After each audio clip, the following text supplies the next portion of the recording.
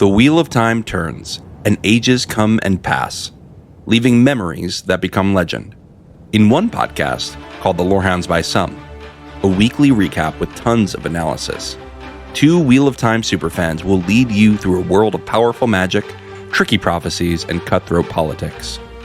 Join me, John, and my co-host Elysia for weekly coverage of Season 3 by searching your podcast app for The Lorehounds. Doviandi Sitova Seguin. It's time to roll the dice. Ready to wander Middle-earth? Join me, Aaron, your guide to the world and works of J.R.R. Tolkien. On the Lore of the Rings podcast, we explore Tolkien's epic stories, from the Lord of the Rings to the Silmarillion and more, uncovering the deep lore, breathtaking tales, and timeless inspiration behind them. Whether you're a fan of the movies, new to the books, or rediscovering them after years, Lore of the Rings is your perfect companion. Ever wonder about the history of the One Ring? Or what secrets lie within the stories of The Hobbit? Or maybe you're curious about the legends that inspired Amazon's Rings of Power, or the War of the Rohirrim movie. We explore it all with simple explanations and a sense of awe that honors Tolkien's brilliance. So let's wander together, because as Tolkien reminds us, not all those who wander are lost. Visit ringspodcast.com to pick your favorite podcast player and start your journey into Middle-earth. That's ringspodcast.com to find the Lore of the Rings podcast. Let's wander together in the world of J.R.R. Tolkien.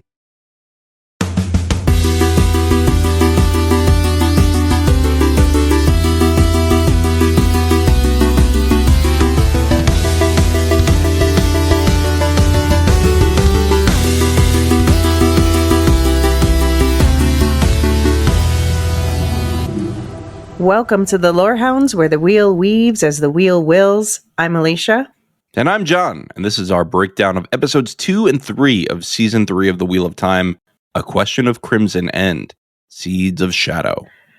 So we already talked about episode 1 separately, and you can find that in the feed before this, not to mention a book spoilery trailer breakdown before that. And subscribers and season pass holders also get extra lore casts coming your way this week. There's going to be 2 coming your way this week. One all about the Ajas, which you'll get to sample on the public feed as well. And then a slightly longer one just for subscribers about the geography of the Third Age. Those were fun to record. Yeah, and by the way, I have uploaded all of our historical coverage from Season 2 onto the Season Pass. So Season Pass, it's $10. You'll get all our coverage ad-free for just this season of Wheel of Time and last season. And then you get the show guide, which I've been touching up with Nancy today, too. And we'll be able to launch that the day that this episode comes out. So those should be in the show notes for subscribers. And then for the public, there's a link for the Season Pass. Okay, awesome. Awesome. So this episode, we are doing 2 together just because of the way it was dropped. I know a bunch of you watched at the fan event online, the first episode, and then, these 2 that just went together. So spoilers, obviously, through episode 3 of season 3 and the equivalent parts of the book, but we will not spoil any future book spoilers. We have a special White Tower segment at the very end after the outro music. So stick around for that if you like spoilers or if you've read the books. And lorecasts, by the way, do not have any future spoilers also, just general lore. I know you didn't make it to the fan event, but I have to say that was a lot of fun. My comment from the beginning of it, which sets the tone of this episode perfectly, was welcome to the Mother Dome. That's so funny. Why the Mother Dome, though? Because they're all mother and they're fighting each other like the Thunderdome. Okay. Oh, okay. I understand that now. That's pretty funny. Yeah. And I have to say, Rafe Judkins, the showrunner, was in the chat as well and dropping some behind-the-scenes knowledge about, for instance, when Lanfear walks through the street with that striped cape, apparently that was a scene added by the director because he was like, this garment deserves its own entrance. And it actually does create some nice extra tension between her and Moraine. That's I like that. I love when people who didn't write it or are showrunners with it end up adding something to it. I was just listening to an interview with I can't remember his name, but the guy Lucius Malfoy in Harry Potter, who's also in the White Lotus now. Right, Jason Isaac. Jason Isaacs, thank you. And he was talking about how he sort of like came up with a bunch of ideas for how Lucius should look instead of like they wanted him to have short hair and not have the cane. And he's like, no, I need a cane with my wand. I need long blonde hair because Lucius would want to look like a wizard, not like a muggle. And I need like expensive fabric on me. Yes. Oh. And he was right. He was right. He made that character. And I feel like that's coming in here too, the way you're talking about it. Yeah. No, I know when a show is given room to, and I think that's one of the things, like I know you and I are both really blown away by the third season so far. And I think that's one of the reasons why it's the strongest is because apparently Rafe Judkins says he was given a bit more room. Like he's built some more trust with the studios and they're, giving all of the creatives a bit more input and leeway to kind of make this the best possible story. And also another thing I notice is it seems like the actors often have a lot of input on their characters too. That's good. I feel like the actors feel a lot more comfortable in their skin this season. Like it took and I think that that's true of a lot of shows. Is just that like it takes a minute for the actors to sort of settle into who the characters are. And I feel like Rand feels a lot more natural this season than he had in past seasons. Also, he was plucked up right out of drama school, apparently. So, yeah. So in the Randstad? The Randstad. I don't know what I don't go to the Netherlands. It's where I live. They don't allow me there. We're basically neighbors, me and Yosha. Yeah. You are. That's right. That's right. You were roommates in college. No, I was actually roommates with Ivanka Trump. No, I did go to school with her. So, okay, episodes 2 and 3, spoilers already underway. What is your hot take on these 2 episodes? My hot take is that I can't remember what's in which episode, but I love them both. Like I just could not tell you what's in which episode because I watched them together. We're talking about them together. I think the season is getting better every episode. They have introduced the Aiel Waste really interestingly. I'm not super into the wise ones just yet. Like I just haven't seen enough of them, but I'm hoping that is just my caution going into that because I'm always so nervous for them to mess up the Aiel because I feel like that's such a core part of the story and a unique part of Jordan's world. But I mean, I love the way we're splitting things up. I think the Aiel casting is perfect. Yeah. I think that everything happening so far is just a lot of really good setup. Yeah, I ended up liking episode 2 even better than episode 1. Like, I think episode 1 was phenomenal, but episode 2, because it was, Marilyn always talks about these moments of respite. And this was, it gave a lot of breathing room to a lot of different characters. It made me laugh a lot, actually. Even on a rewatch, it made me laugh more than usual. Yeah, there was good humor. Good humor. And that's so important. Like Marilyn was saying, right? She was like, I need those moments of respite. And I agree. Like that was one of my criticisms of season 1 especially. And I think they improved it in season 2 and it's even better now. And they're doing a really good job of being like, why are these people friends? Right. You know, like we need to know why they like each other a little bit. Yeah. And the cast, they're all quite good. They have good comedic timing. I mean, Matt is killing it for me. Donal Finn as Matt. He's just nailing it for me this season. Yeah, I agree. Even though I know what scene you're going to complain about, which actually that didn't bother me as much as some other things. It was still stupid, but it didn't bother me as much as some other complaints that I've made. Okay. And it's not the stick fight, if anyone's wondering. I'm not going to complain. No, that was good. That was very good. Yeah. Okay, well, let's get into the episode. Well, it was a kind of stick fight. Well, yeah, I mean, same as the books. I'm just kidding. Let's get into the episode itself. So we're talking about 2 episodes. We're going to be talking about them all through each other. And the 2 episodes are, episode 2 is A Question of Crimson, which was written by Kate McKenna, was also credited for season 7 of episode 1 and also season 2, episode 2. And the director was Ciaran Donnelly, who also directed the last episode and the last 2 episodes of season 1, and is also going to direct the last 2 episodes of this season. Okay. This one was 59 minutes long. Episode 3, Seeds of Shadow, written by Beverly Okio, who was previously known for the show Them, and directed by Thomas Knopper, who's also directing the next episode and did episodes 1 and 2 of season 2. And that one was an hour and 2 minutes long. So I like all these episodes are an hour. Yeah, they feel complete in a way that it's hard to do when it's shorter. Right. So as I said, we're going to talk about one story arc at a time. That means we're going to be talking about the 2 episodes through each other. So we're not going to try to differentiate the 2 episodes. Make sure you have seen both. And first, we have to start with that first cold open. Camelin finally is on the board. We get a flashback to 20 years ago in Camelin, the capital city of the Queendom of Andor, where Morghese, then pregnant with daughter heir Elaine, has just won a war of succession, and she makes the leaders of the houses who opposed her swear their loyalty and then tells them all is forgiven while having their throats slit. So, yeah, Olivia Williams, Shora Agdashlu, what did you think of this whole introduction to the Camelin ladies? Fantastic. I mean, there's some implied, I want to say, not cruelty, but like ruthlessness of Morghese in the books. We never really see it. Here we are. Yeah. It's like when she was a young woman, she was no mercy. Yeah. Yeah, I wrote down here she was an even better bitch in the show than the books.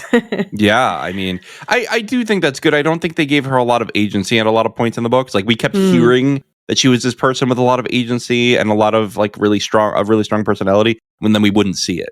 Yeah. But we do also find out that Elida's been by her side this whole time, guiding her too. So there's a lot of Elida in these actions as well, I would say. Yeah, and that's from the book too. There's this whole I actually recently, I think it's in the beginning of book 4, actually. In the beginning of book 4 in the prologue, they have Elida saying like, oh, she planned this her whole time. When she saw Morghese rising, she attached herself to her. And which I have always read Elida as being younger in the books, as being a little bit more upstart because she was attaching herself and she was like kind of newer to Morghese. Here, I mean, like you're looking at Elida in, and we talked about this on one of the lore casts that we've already recorded because we've recorded things in reverse. But, you know, I think this Aes Sedai has to be like 300 years old minimum. I mean, I think maybe that's on the older side for Aes Sedai because reasons. But yeah, I would say at least 200. But I think in the books, all we know for certain is she wasn't not an older sister, but she was a full sister in the tower when Moraine and Swan were accepted because she was, when Moraine was talking about in season 1 about there's a sister who basically like tormented her. I think we can say she was talking about Elida, at least in the book she is. Yeah. And I always read that as being like, she's one of the college kids bullying a high school kid. You know what I mean? Like not like one generation above. I read it. Okay. I read it as like, a grown woman who should know better. Okay. I think that's just a difference of interpretation. Clearly, we're getting more your interpretation here. Well, yeah. I mean, but this is also she's even older. But I have questions about, for instance, her bracelet. What if? Well, anyway, we'll save that for the end. Okay, but one thing that we have to note is one of the people who got their throat slit was essentially a child. Yeah. And again, like, there is moral complexity in this world. Sorry, Marilyn. You're not going to like the child getting hurt. And I don't like it either. You know, I'm a parent. I don't like watching kids get hurt. But I do think that whole scene did a really good job laying the foundation for Morghese and what she's willing to do to maintain power. Yeah, I think that was a brilliant introduction to her. And all those houses that were mentioned, there were 3 houses mentioned. Baron, who was the young woman, Anshar, and Caerin. They are all from the books, but of course there are even more houses in the books. It makes sense they are, condensing them. And the prior queen that she talked about was, again, Mordrellin Mantir, who died without an heir, which is why it's so important that Morghese had a daughter, because this is a queendom. It goes, mother to daughter. You can only inherit it as a queen. You cannot inherit it in the male line. Right. And that's why we saw at the beginning, I didn't notice this until the next watch, but they did have Linny, who is like the nursemaid in the books. She was there, and there was a young boy and a baby. So the two brothers are indeed still older than Elaine. Yep. But how do you think she knew it was a girl? Like magic or just hope when she was pregnant with her? All right, it was vibe check, you know? Mm. Who knows? She's like, yeah, my belly's vibing. Can there be like a 1-power sonogram? I mean, Is it a sideargram? Is this something the yellow Asha can do? Yeah, exactly. It's a sideargram. Yeah, I mean, I love seeing, like, I know we're not going to get the depth and complexity of the books that we get on the political side here, just like we were talking about with the Ajas in that episode. But I just love all of the different levels of politics in the Wheel of Time story. So, you know, within an Aja, within the tower, within a nation, between nations, between continents. Between the tower and a nation, as we see. Right. Yeah. Well, the tower is in a lot of ways a nation of its own. Yeah. It's like a nation island kind of thing, like a city-state. It's very Greek, right? It's like a city-state. Yeah. And how about everything that Morghese was wearing? It was great. I mean, it felt very off with their heads, you know? Yeah, very Queen of Hearts, yeah. Yeah. But we should say that the throne there is called the Lion Throne, and the crown is called the Rose Crown. So I noticed especially roses worked into all of her garments, and also her prince consort. We'll talk about in a minute. Yeah, and boy, there's some interesting implications with a lot of stuff she said. Yeah, absolutely. There's a character I thought was written out that is certainly not written out now. Wait, which one? Gareth Bryn. Oh, right. I kind of assumed that meant that he was written out. No, I don't think so. I think but we just got like a mention. I don't know if he's going to show up, I'm saying, but maybe. I see what you're saying. Let's get to that scene and then we'll debate this a little more. Okay.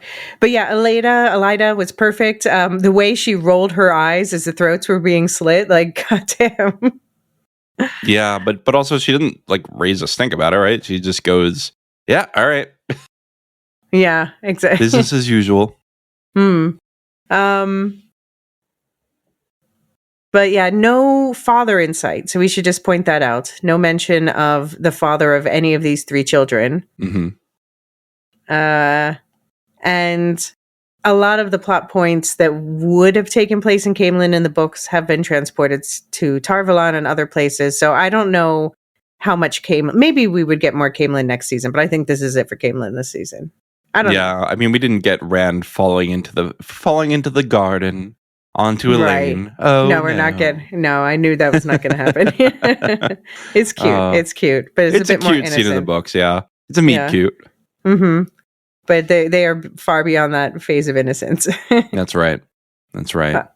All right, so jumping to the present, Morghese has unexpectedly shown up at the tower with her entire entourage, including her advisor, Elaida Sadive, the Red Aja, and Elaine's brothers, Galad and Gawain, and the so-called prince consort, Gabriel, revealed in episode 3 to actually be Ravin, one of the Forsaken, who is placing everyone he meets under a weave of compulsion to accept him as a member of the Camelin royal family.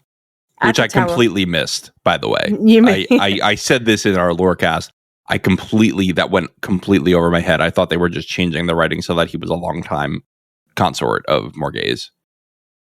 Yeah, I mean, I thought that they were, in episode 2, they were playing that rather coy with just the way when he showed up, and they were... like we saw it with Leanne and we saw it with Elaine when they first met him. They were like, oh, of course, Gabriel. Oh, gosh, yes, we drink like fish together, you know. But that's like, it's such a sophisticated weave to be able to have them have memories of, like, you see the way, you can contrast that with Naomi trying to, do compulsion. She can't just say, forget today. She has to say, forget a lot. Right. She doesn't have the finesse at all. Right. Yeah. Go on. I'm sorry to interrupt. Forsaken, man. The Forsaken. So at the tower, Morghese confronts Swan as the Amelin seat and the rest of the Aes Sedai about her daughter's kidnapping. And Swan tells Morghese privately that this was the work of a member of the Black Aja, making Morghese suspicious that the problem must be much bigger than Mother is willing to admit. Dum, dum, dum. So I told you when I was watching that I thought that I wanted to turn the eye rolls between these women into a drinking game. I did love the way that they, they privately have this whole thing. Like, what we have to do in public. Like, let's not, you can't call me Swan. And, right. We'll do our game in public and then we'll have a little conversation on the side. Yeah. Yeah. And then in public, Swan actually makes Morghese wait outside the doors to the hall as a show of power. Yeah. Right. And just to point out for anyone who missed it, Morghese does have one of those empty Great Serpent rings because she was also educated at the tower. But she implies, so they did say that Elaine does quickly go through the archways off screen, the same way we saw Egwene and Nynaeve do it. But they're just like, yeah, anyway, fast forward, you understand. But do you get the idea that Morghese did not, and Morghese just got an honorary ring because she just isn't powerful enough for that? That's a good question. I think in the books, it's definite she did not do the testing. But in the show, I think she did do the testing. Part of it is you don't need to channel for that, right? You just have to kind of be strong of character. Yeah. And I think that's fine. Like, I think I could believe that she did that, even with not much power.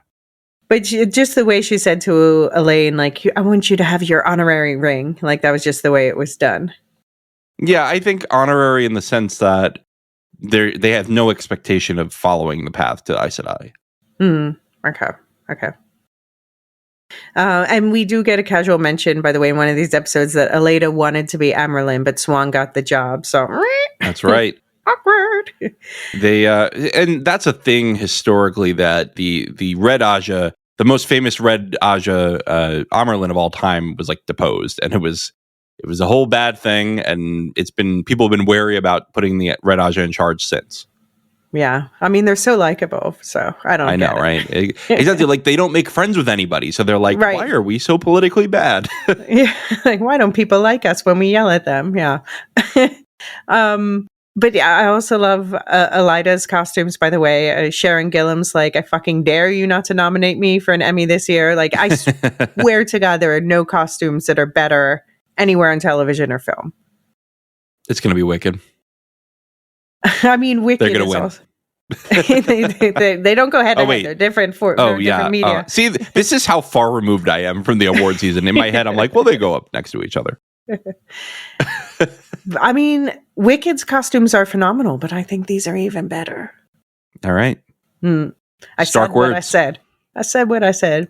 But Paul tells it well from Wicked's also brilliant. Anyway, so yeah, we'll talk about the Forsaken overall in a moment. But I thought they played it well with Gabriel in terms of the way you would miss often that people pause before acknowledging him, and he was just he's so warm, which is an interesting thing from Forsaken, and I really like that. What do you think of Gabriel? I agree. He was very charming to everyone, and that feels very true to Robin, right? He wants to be in power. He wants to be liked. It's something I think in the books they say is like he can't turn his back on like an opportunity for like praise. Like he's addicted to it in a way that the other Forsaken can be in the shadow. Yeah. Yeah. So this was the perfect one for him, where he gets to pretend that he and a queen have been madly in love for a decade. So he loves it. Extra benefits, yeah. And everyone loves him, and he's just like this stand-up guy. He's not a stepdad. He's a dad who stepped up. Except Elaine says to him, all you and I do at home is drink like a fish, which obviously never happens because she's just met him now for the first time. He's only been out for like a month. But it does suggest to me the fact that he put that thought in her head. Well, first of all, yeah, she does drink. Obviously, she makes stuff. She makes her ciders. But it seems like, he just wants to keep them drunk. Like maybe not literally, but just keep them drunk on the warmth from him and distracted so he can do what he wants. Yeah, I think that's right. Yeah, drunk on his personality. Yeah, yeah. And he tells Elaine that her mother is facing challenges at home from the people in the military, and that this is where, you said the name Captain Bryn was mentioned. I mean, I'm sure she is facing trouble at home, and it's all his fault, is my assumption. Yeah, I agree. He's stirring up the people to not like her. It's not great. It's not great. Yeah. You don't want to get into a relationship with a Forsaken. Yeah. Mm-hmm. All right. Do you want to set up the discussion of the royal brood? Sure. Morghese wants Swan to give her daughter her accepted ring so that Morghese can take her back to Caemlyn. But Elaine is determined to stay and become the first full Aes Sedai Queen of Andor. Morghese eventually relents, also leaving Galad and Gawain to begin their warder trading, and her advisor Elaida to keep an eye on things. But Elaine does get her accepted ring as well. Meanwhile, her sons are causing quite the stir in the tower with their shirtless training, much to Mat's annoyance. Mat, already being annoyed that the Aes Sedai are not finding answers to all his memories of the ancient past, suddenly crowding his head. And now Galad is annoyingly rescuing every woman he talks to, despite the women trying to make it clear that they don't need any arrogant princes getting in their business. So Mat decides to teach them a lesson. He may not be a swordsman, but he's a master with both the bow and the staff. Typical weapons of the two rivers. And he whoops their asses soundly at the same time in the trading yard. I love when he gives them a little tap on the head and he goes, 2 marks. Yeah, he didn't collect the money, so they owe him 4 marks. It's an IOU, yeah. Mm-hmm. I hope he brings it up later next time he sees them. That'd be funny. He's gonna like bang on the wall when the next time they're with the woman and go like 2 marks. Oh, that sounds like he's demanding, like he's being a pimp or something. Oh, you're right. Oh gosh. Well, those were like the women that the brothers were hooking up with were the ones that were hooking up with Mat before that, right? Well, I don't know if they were hooking up with him. They were kind of just like fawning over him a little bit. Right. His horn. They were blowing his horn. I actually blowing his horn. That's funny. I honestly, I know that this scene was the one that made you sort of roll your eyes.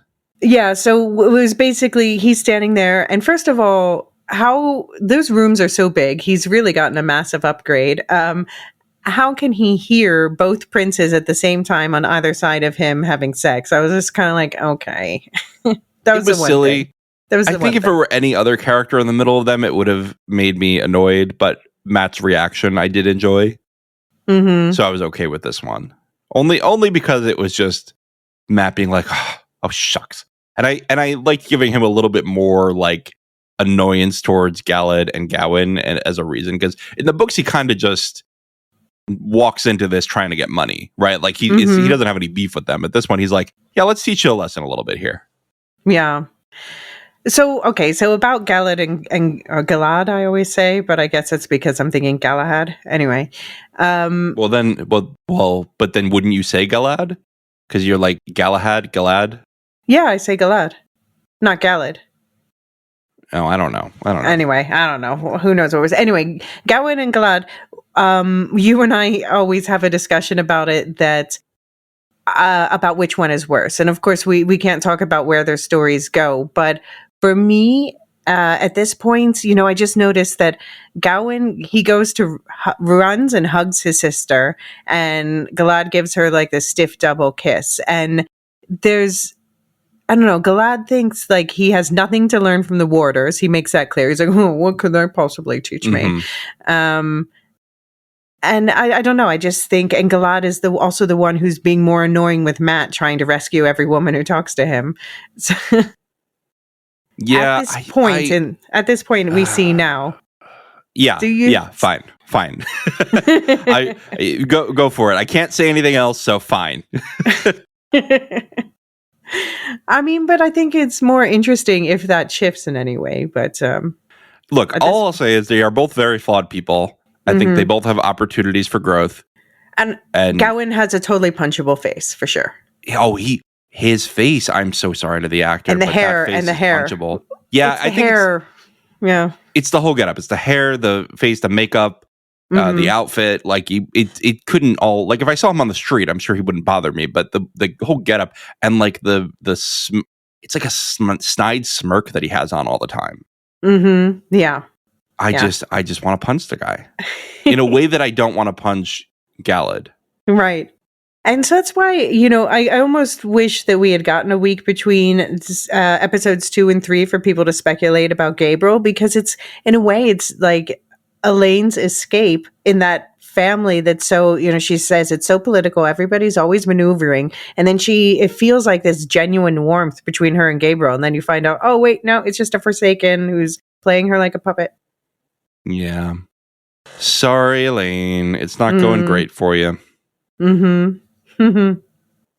Yeah. I just have to shout out, by the way, that Galad and Gawain went to the tower with Elaine in the books and started warder training at the same time. So we got a little nod to that where Gawain says, if she just let us start our warder training when you came here like we wanted to. Like, yeah. Yeah. The book like readers we did in the other to. turning of the book. Yeah. Yeah. Other turning of the wheel. But Nynaeve got some of the best lines this episode. It's just, I think everyone is in for this kind of thing, Matt. Yeah, that was pretty good. Yeah, so the first time we see the brothers sparring against each other is in episode 2, and then when Matt spars against them, it's in episode 3. But I totally saw in that moment the punchability of Gawain, especially when he stopped mid-fight to blow a kiss to the girls in the crowd. Oh my God. Boo. Boo. Give me the Princess Bride boo, Yeah. As much of a boo as you can give. I was totally on Matt's side when he had this hilarious exchange with Elaine and Nynaeve where he says, so who are these tossers? And Elaine says, my brothers. And he says, so they're princes or something? And Nynaeve says, and they act like it, entitled bastards. No offense, Elaine. And Elaine says, none taken, coming from someone sleeping with an actual king. Like, Great exchange. Don't challenge Elaine to like a battle of words and wits. Right. You'll lose. She's very smart, and I like that they're keeping that in the show. Yeah. She's smart, and she's also been trained her entire life to spar verbally. Right. Yeah. Because when you play that game of houses, you win or you die. The stick fight is one of the scenes that I've been looking forward to most overall. And I think in terms of fight choreo, it was absolutely perfect. My only complaint is that there was almost no witnesses except for Nynaeve. I agree. I wish that we had some kind of like, take them down a peg. Although it's interesting to have them both know that Matt can best them. Yeah. But have no witnesses, like quietly they are embarrassed and they're not going to like pick a fight with him in public again, probably. And it's going to be something then that Nynaeve always has over them. Yeah. Yeah. She took pictures, actually. Yeah, I hope so. She just was drawing furious. Well, she'll go back to that artist in the bar that Matt went to. And she's like, bring your pastels and get over here right now. Yeah. Okay, so there's one other thing from this sequence of events that I want to bring up. It is within, I think, the realm of something I can talk about because it has been said on the show. But the show's doing this thing that the book also does, where it actually tells you really important things in the background. But if you don't already know to listen for it, you're going to miss it. So I'm going to say it now. If you don't want to hear it, skip forward a couple times because it is kind of a big reveal and a twist. And basically, it's that Morgause says to Elaine, the last daughter heir in Andor was named Tigraine, and we know the last name was Montier because she said that earlier. She disappeared, causing the succession war that landed Morgause on the throne. And the thing is, we have met a character named Tigraine. She's credited as Tigraine Montier in the credits.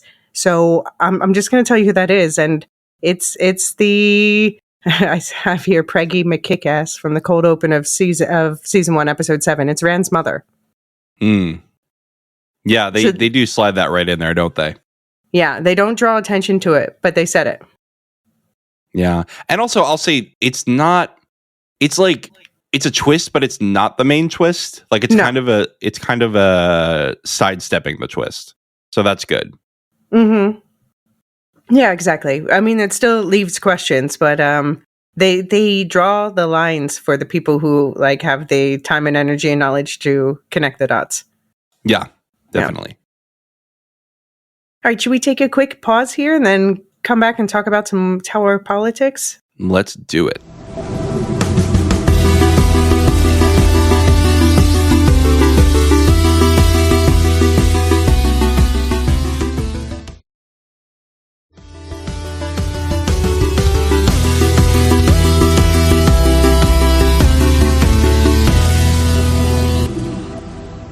All right, shall we alternate paragraphs on this one? Sure. All right, so tower politics and tooting your own horn. Elysia is snooping around the tower, and everybody knows this. She's ruffling feathers in her own aja, where the aja's highest, Sutama, feels her toes being stepped on, though Red Sitter Galena seems more sympathetic to Elysia's interests. Swan, Leanne, and Varen are positively bristling. They don't want Elysia to know the extent of the Black Aja corruption in the tower, lest she exploit it as the weakness it is. And indeed, Elysia wants to call for a vote and send 8 sisters after Rand al'Thor to cage him. She says Swan Sanche will lose, and the Reds will restore the tower to its original mission, finding, caging, and controlling the dragon. But Swan catches wind of this and preemptively sends Lyanna to send Tsutama packing with 7 women of her choosing to go on her quest. But she sends them after the false dragon, Mazrim Taim, instead of Rand. Elysia, of course, is quick to volunteer to take her seat in the hall while she's away. Varen reveals that she's been having Min pose as a servant in the tower so that she can use her seer skills to read people's futures. And she sees dead people, at least 9 Aes Sedai and warders as well. Another battle is coming, and she also sees Mat as a hanged man. Swan sends Min to collect Mat and the horn. You heard about that? She reminds us all of the horn of Valir. He used it to call dead heroes back from the grave to fight for him, and now the horn will only work for him unless someone kills him. So the more people who know, the more who will want to kill him. Whoops!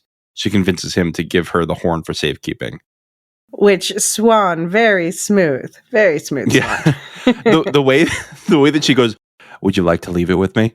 Yes. Yes. It was so good. It was so good. But then, man, that performance when she goes, you remind me, what was it, her uncle? Her uncle, yeah. That's from the book, too, by the way. Yeah, I remember Uncle that. Juan. But, I mean, the delivery of it was amazing. You know, this guy, you know, he was always playing the fool, but then he died trying to save more kids out of a burning building and would not stop until they were all out. Yeah. Yeah, he was a gambler and a ne'er-do-well person, and he was also a hero who died pulling children out of a burning building. And I think in the books, he told Mat that he reminded her of his uncle, but tells Moraine the whole he died proving he was a good man part. Oh, well, it's nice that she gave him the other part, too. She was like, I'm actually complimenting you in a way. Yeah. And I love this exchange. Mat says, I'm no hero. And she says, those we call heroes only did what they had to do. Yeah. Because he says, I did what I had to do. Yeah. I do like when they frame heroism like this. You know, they do that in the Lord of the Rings too. Sam keeps going like, you ever think of all the people in the stories? Like, we're on the stories now. but like, you never think of how hard it is when you're actually on them. Yeah, exactly. By the way, we in the first 2 seasons, there are a lot of jokes made about Mat constantly wearing the same bathrobe, quote unquote. But this time, he literally went to see the Amerlin seat in a bathrobe. And the way he introduces himself is so ridiculous. He's like, "Hello, Matt Cawthon here, hornblower." His line deliveries are hysterical. I'm really liking this guy now because I was wary of it a little bit, especially at the beginning of last season. I thought he was pretty good by the end. I still wanted Barney back, and then this season, I don't know, he's going to another level. I don't know if it's him or the directing or the writing. I don't know what it is. I think it's all of them, because I think there's a really talented cast. There's obviously good directing and writing. Another line delivery I loved was from Elaine when she gets a knock on the door and she opens it and Swan's there and she goes, "Mother." And then Swan steps aside and Margay steps forward and she goes, "Mother." Yeah. Yeah, that was good. That was cute. Yeah. But I love how, I mean, and this is obviously straight from the books, but how, especially like Swan, or even more than that, Aleida, how they're fighting over control of Rand, as if like anyone has control of Rand. He's just like run off to the waste and he's like, okay, fight about who's in charge of me from over there. In the words of "O Brother, Where Art Thou?" He RUNOFT. What is that? You never did you ever see "O Brother, Where Art Thou"? Yeah. It's not since it came out though, so it's been a while. It was like a dad trying to tell his brother that that the mom ran off, and he goes, "She RUNOFT." Oh. And the kid understood it, and later he's like, "Don't forget to RUNOFT." Anyway, I always quote that in my everyday life, and that's a silly thing to quote because nobody knows it. I need to rewatch that movie. I do remember quite liking the movie, and I'm a sucker for an Odyssey story. Yeah, I'm reading the full Odyssey for the first time right now. I'm reading the first translation done by a woman, which is very cool. Okay. Cool. And it's very good. Emily Wilson's translation of the Odyssey. I'm really enjoying it so far. All right. So Aleida, speaking of a woman, less pleasant one. So Aleida says, "The dragon has been born and he's a man. This is what we have been preparing for centuries." And she calls out Tsutama for not fighting for their seats in the hall. But, so they want to go after Mazrim Taim, which you and I talked about actually in the, geography lorecast. But he was mentioned last season a couple of times. Both he and Logain are false dragons. He's from Saldea. Saldea. And again, you will get that joke from the geography section. But yeah, it's basically, it's a nation on the borderland coast. So she doesn't want to go after Mazrim Taim. She wants to go after Rand because he's the big prize. So doesn't that kind of show a hypocrisy? Well, I have a question for you. Do you believe that is the true original purpose of the White Tower, is to cage the dragon? No. This is what the Reds think. Yeah. But at the same time, Swan in episode 1 says, if what you say is true, I would have to be deposed, basically, because Leandrin is accusing her of not caging the dragon when she had the opportunity. Mm-hmm.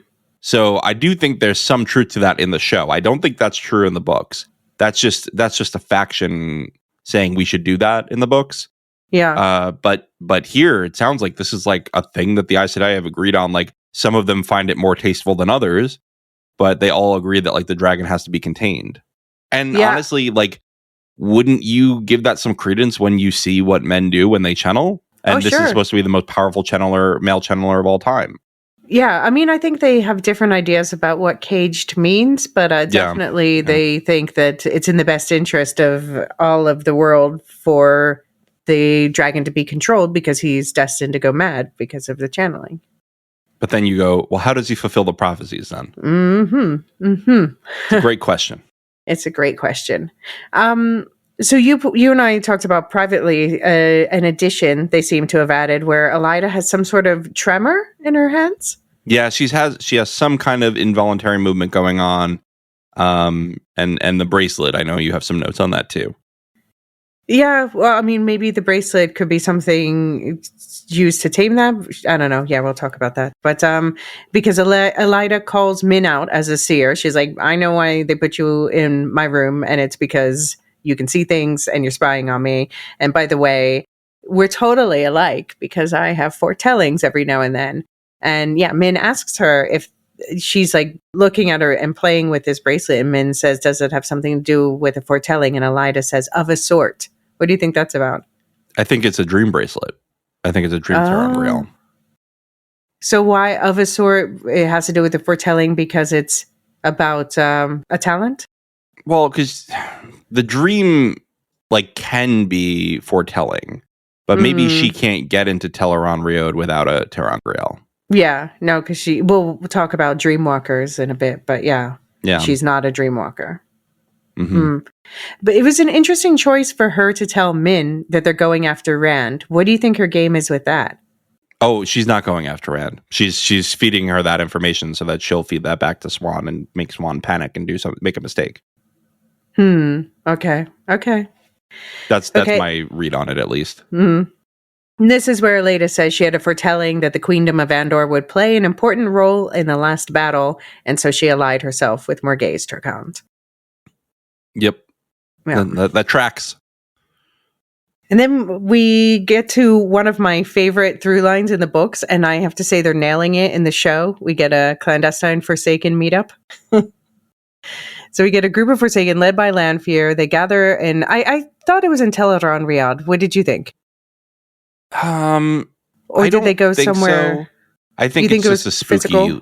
Yeah, I think it's just a spooky little tower, because I think when it seems similar to where Moghedien was making the Gray Man, and I don't think she'd be able to do that in Teleron Riod. Moghedien, I think she'd have to be in the physical world. Yeah, I think she's even better than Lanfear in Teleron Riad in the book. She is, but can she pull another human into it? I don't know. Yeah, can anyone do that? Maybe. But the thing is, it could be a real place but yeah, why would they be where she is if Lanfear was trying to avoid? She wanted to have a meeting about Moghedien. She didn't want it to be where she is. Yeah. I think, they probably reused a set. But, of course, in Teleron Riad, it can look like the real world. Right. So, I don't know. Anyway, I do like that they often meet in Teleron Riad because it's an easy place to meet up across long distances. But if it's almost like a physical place, so that if people know you're there, they can come spy on you, like we saw Moghedien doing. Right. Anyway, this is where Lord Gabriel is revealed to be the Forsaken Raven, and we meet another Forsaken who was name dropped last season, Samael, and the three discuss Raven's success infiltrating the Camelin Royal House, and Lanfear says they need to watch out for Moghedien, who will be picking them off one by one from the shadows, starting with the weakest.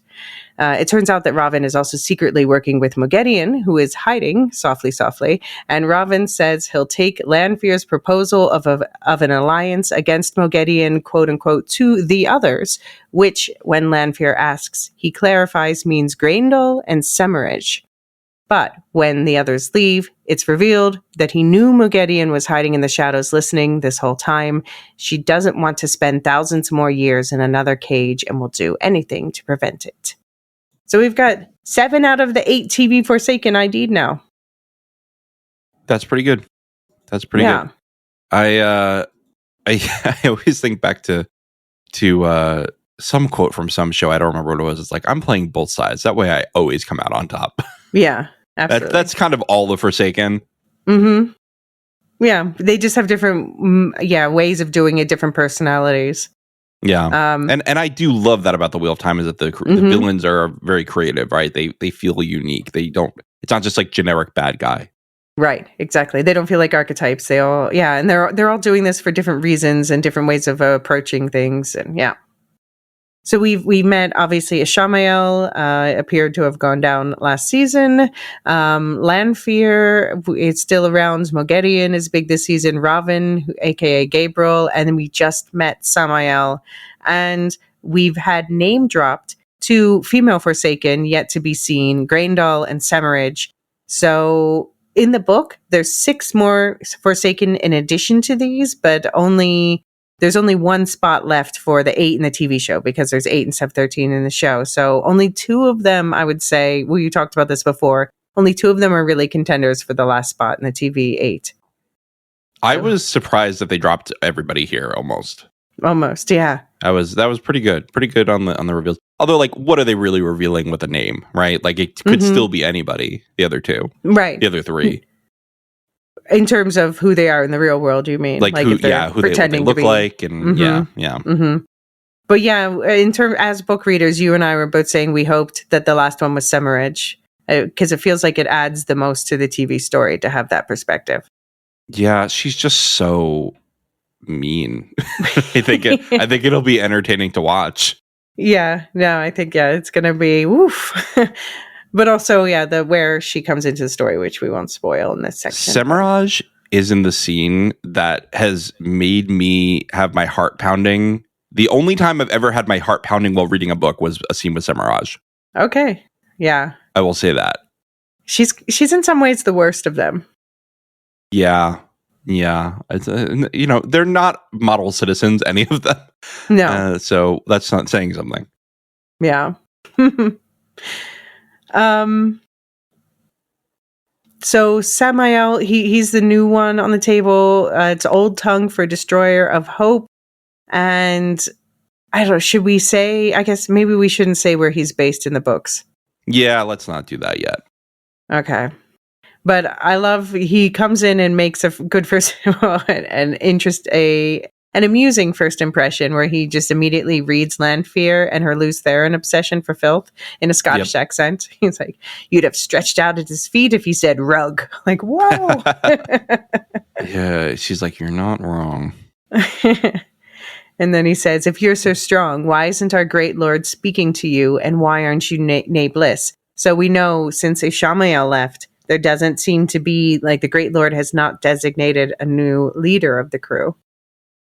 Yeah, and honestly, I don't think that he had earned it at this point in the books either.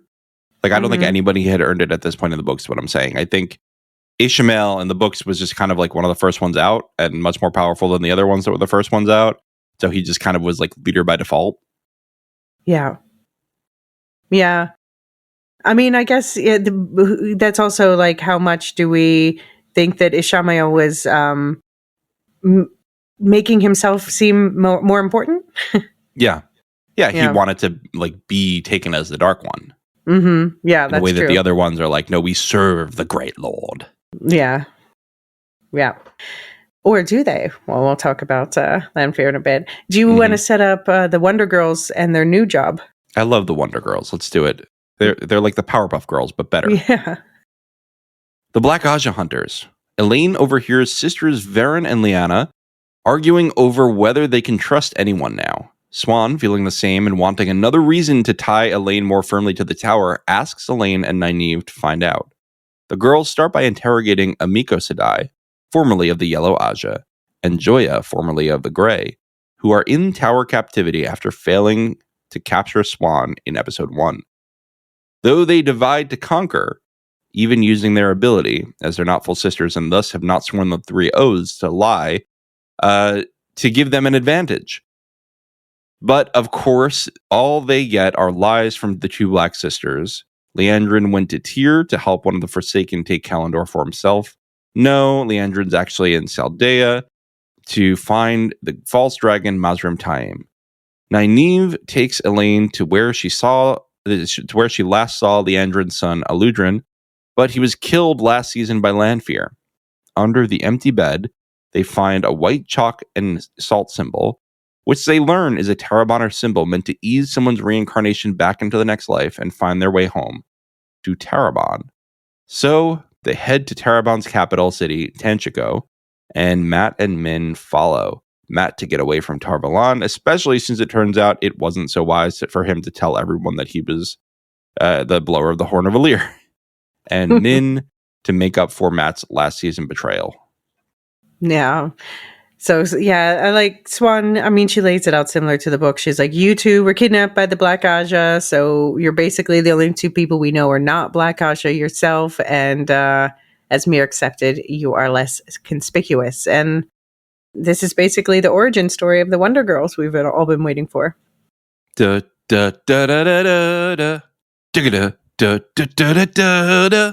Can I do more That's the Wonder Girls? Girls. Oh, okay. That's the Powerpuff Girl. I'm sorry. I was watching that with my daughter. I was like, let's try it. And she's a little old enough now. And I was like, oh yeah, this show still slaps. It's so good. I was a little older than it. I was aware of it and I liked the design. It looked cool, but I never really I was a watched big it. fan. Big fan when I was a kid. Cool. So we still have this connection between Nynaeve and Liandrin, which Nynaeve actually acknowledges. Swan says to Nynaeve, Landrin could have killed you in the hall and she didn't. Ask yourself why and how you can use that weakness. And then Nynaeve later admits to Elaine, that she kind of has a soft spot for her, or she's like, I think Leandrin wanted to help me in her own twisted way. Yeah. And I think she's right. I think Leandrin wanted like a Padawan. Or perhaps a Sith apprentice is the better. Right, exactly. An acolyte. Yeah. And Nynaeve, she's like really snappy, which is actually quite, all of the characters feel like they're becoming more themselves, and she says, why should we trust you? And Swan says, that's exactly how I want you to think. Yeah, and again, great delivery. I really love Swan in this season, especially. I think she's really, I think parts of season 1, again, a little bit Shakespearean, a little bit detached. Here, it feels like Swan, right? Mm-hmm. Yeah, we got some fish references throughout the episode, so that's Swan. You need the fish metaphors. Yeah. And she says, Elaine will go through the arches tonight, and then you can get to work. Ta-ta. Like, okay, just... by the way, I'm totally embarrassed that I missed that they captured Amiko and Joya in episode 1 when Moraine helped Swan. But of course... I was expecting that because they captured them, although all that happened in Tyr in the books, so we knew they were changing where this stuff happened. Right. This does seem like a lot to put on 2 Accepted, but I guess, the end of the world is coming. Look, the Powerpuff Girls can handle anything. and yeah, I mean, they are, at the same time, they are accepted, but they are the most powerful channelers in the tower right now, too. That's true, too. That's true. And they were ready to get a bit rough with these 2 black sisters. They were like, let's just slap them around a little bit, let's rough them up a little bit. Let's threaten their lives. They're the dirty cops. They were both playing bad cop. Also, they changed this a lot from the book, because in the book, they have, one of them actually does tell them the truth, and the other one doesn't. And they're like, I feel like it's the Tanjiko one. But I actually think this was better because they had much more concrete evidence, and they were like, okay, let's go. Yeah, that's true. And they were able to do their actual Wonder Girl detective agency stuff. That's right. Yeah. Very Nancy Drew of them. And we got a little lore drop from Amiko, who says, no one knows Black Sisters beyond their heart, which is your squad of 3 Black Aja sisters. And each member of that squad knows one other Black sister outside her heart. And Amiko's contact was Leandrin. So I think that part's real. Yeah. And that's, we know that's real. That's like a thing that's how the Black Aja is decentralized. And it's very smart, right? Is you catch one, all you can get is like 4 other people. Right, exactly. Which is also funny that, Leandrin, but that's the thing. When Leandrin said that she would absolutely tell Swan, if they tortured her, and so the others jumped in to help her. I think, so she knows 4, but then how many do they know? So if you keep the torture train going, you're going to get a lot more reveals. Yeah, that's true. But we also got the Wonder Girls doing some detective work, looking through the diagrams of the stolen objects and they figured out that cuff seems to have something to do with the Shanchan. And Tenchiko is near Falm, where the last season ended, where the Shanchan, landed on the coast and were occupying. So they suspect that Leandrin must be looking for the matching collar in her hometown. And then very Sherlockian. And then another gray man shows up. I don't know if this was Jai Chim or just a random gray man. Yeah, you're right, because that was the end of episode 1, right? With the gray man creation. Okay. Yeah, it could have been. I couldn't tell either. Yeah, I feel like they just gave us a name, Jai Chim, as like, oh, hey, book readers, we see you. Moving on. Anyway, now for the actual entertainment. Now for the people who pay the bills, the casuals. Well, yeah, there's just too many characters. I get it. They have to do a lot of narrowing down. And so interesting, Nynaeve, so the gray man, they come out and he's been killed, and Nynaeve notes that Varen comes up and she seems genuinely surprised to see the body there, but Nynaeve notes that Varen didn't ask who killed him. So I didn't even think that it was necessarily suspicious. Like, I'm not sure what to take away from that, because if it wouldn't be weird if Varen killed him because he's a gray man, you know? Yeah. But then the fact that she's acting surprised, I mean, it seemed like she was genuinely surprised. I don't know. I didn't know what to take away from that. Do you have And thoughts? honestly, like, why does she need to ask? Like, it doesn't really matter. Like, nobody's getting punished for killing the gray man. Right. And I think maybe what it's meant to show, and this is a generous read, is just like they're paranoid about everybody now. So like anything that might seem a little bit out of place, they're like, they could be a Black Sister. Yeah, we see it especially coming from Nynaeve, which tracks. Yeah. Oh yeah. Nynaeve is gonna hit you with her weave, hit you with her braid the minute that she suspects you. Yeah. And we got some good Matt scenes this episode too. His healing sessions with the Yellow Aja are going nowhere, but he and Min are kind of starting to make up after. Just a reminder for anyone who forgets, Min last season, Ishamael basically bribed her. He said he would get rid of her visions, which I don't think is true, if she took Matt to Kyrian. So she did that, but then she was supposed to get him to go off with Rand, and then she was like, no, Matt, don't do it. My visions say that will be bad. And so she blew up her spot with Ishamael, but also ruined her friendship with Matt, and now she's like trying to make it up. Yeah. Can I ask about Min? They changed her disguise quite a bit from the book, didn't they? What do you mean? In the book, she's disguised as like a very like frilly girl. Yes, yes. She's Elmindrida, and they and she hates it. Yeah, she has to be like extremely feminine, and she's like, "Oh my god, I hate this so much."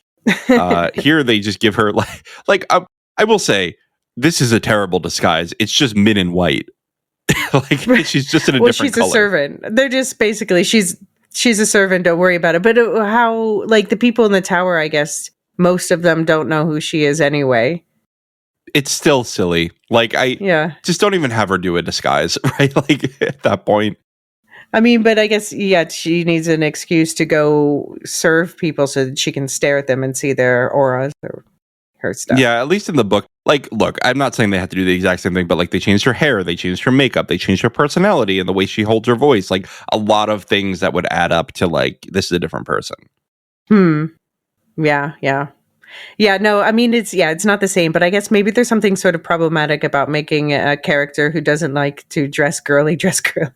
Well, that's what I mean about like they didn't have to do the exact same thing, but they had to do something to disguise her other than like put her in a suit.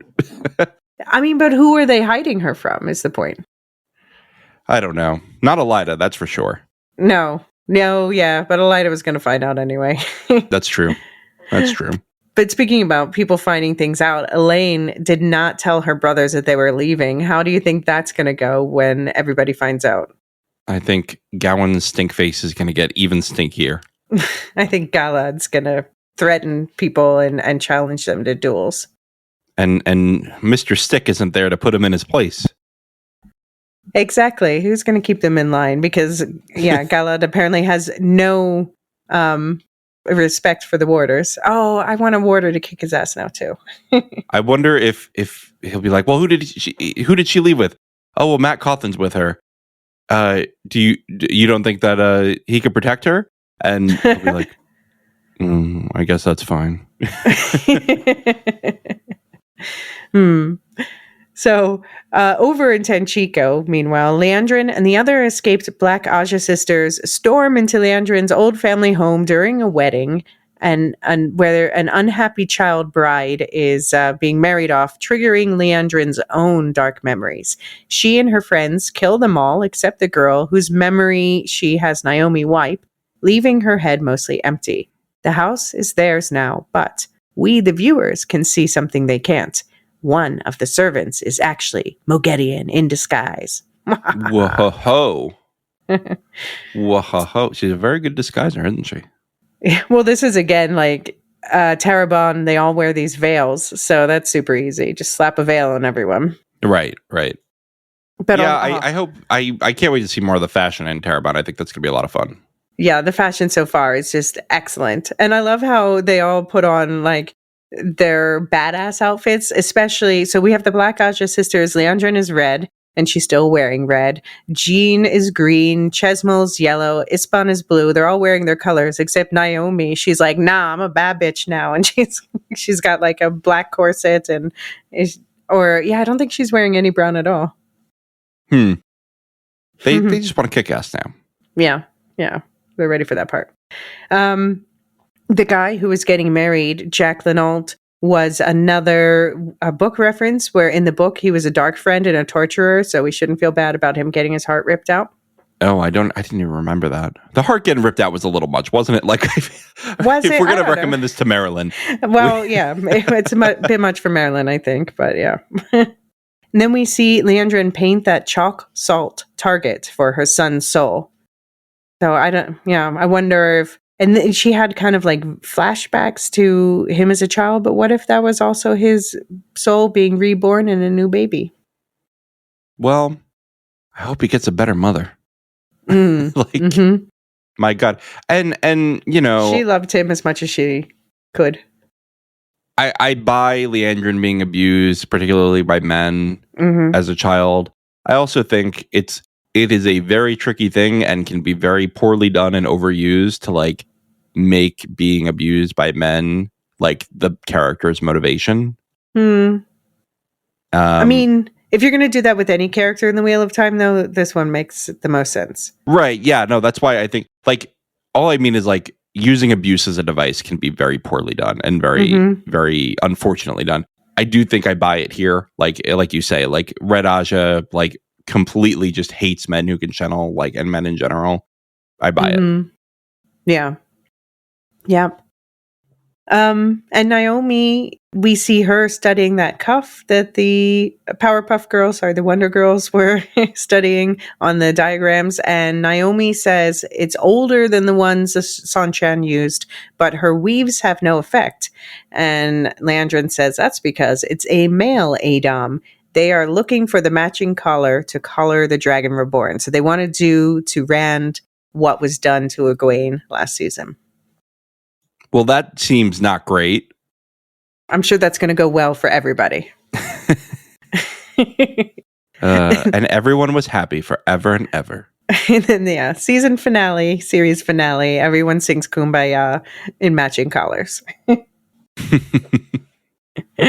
Oh, sorry for those book spoilers now. Yeah.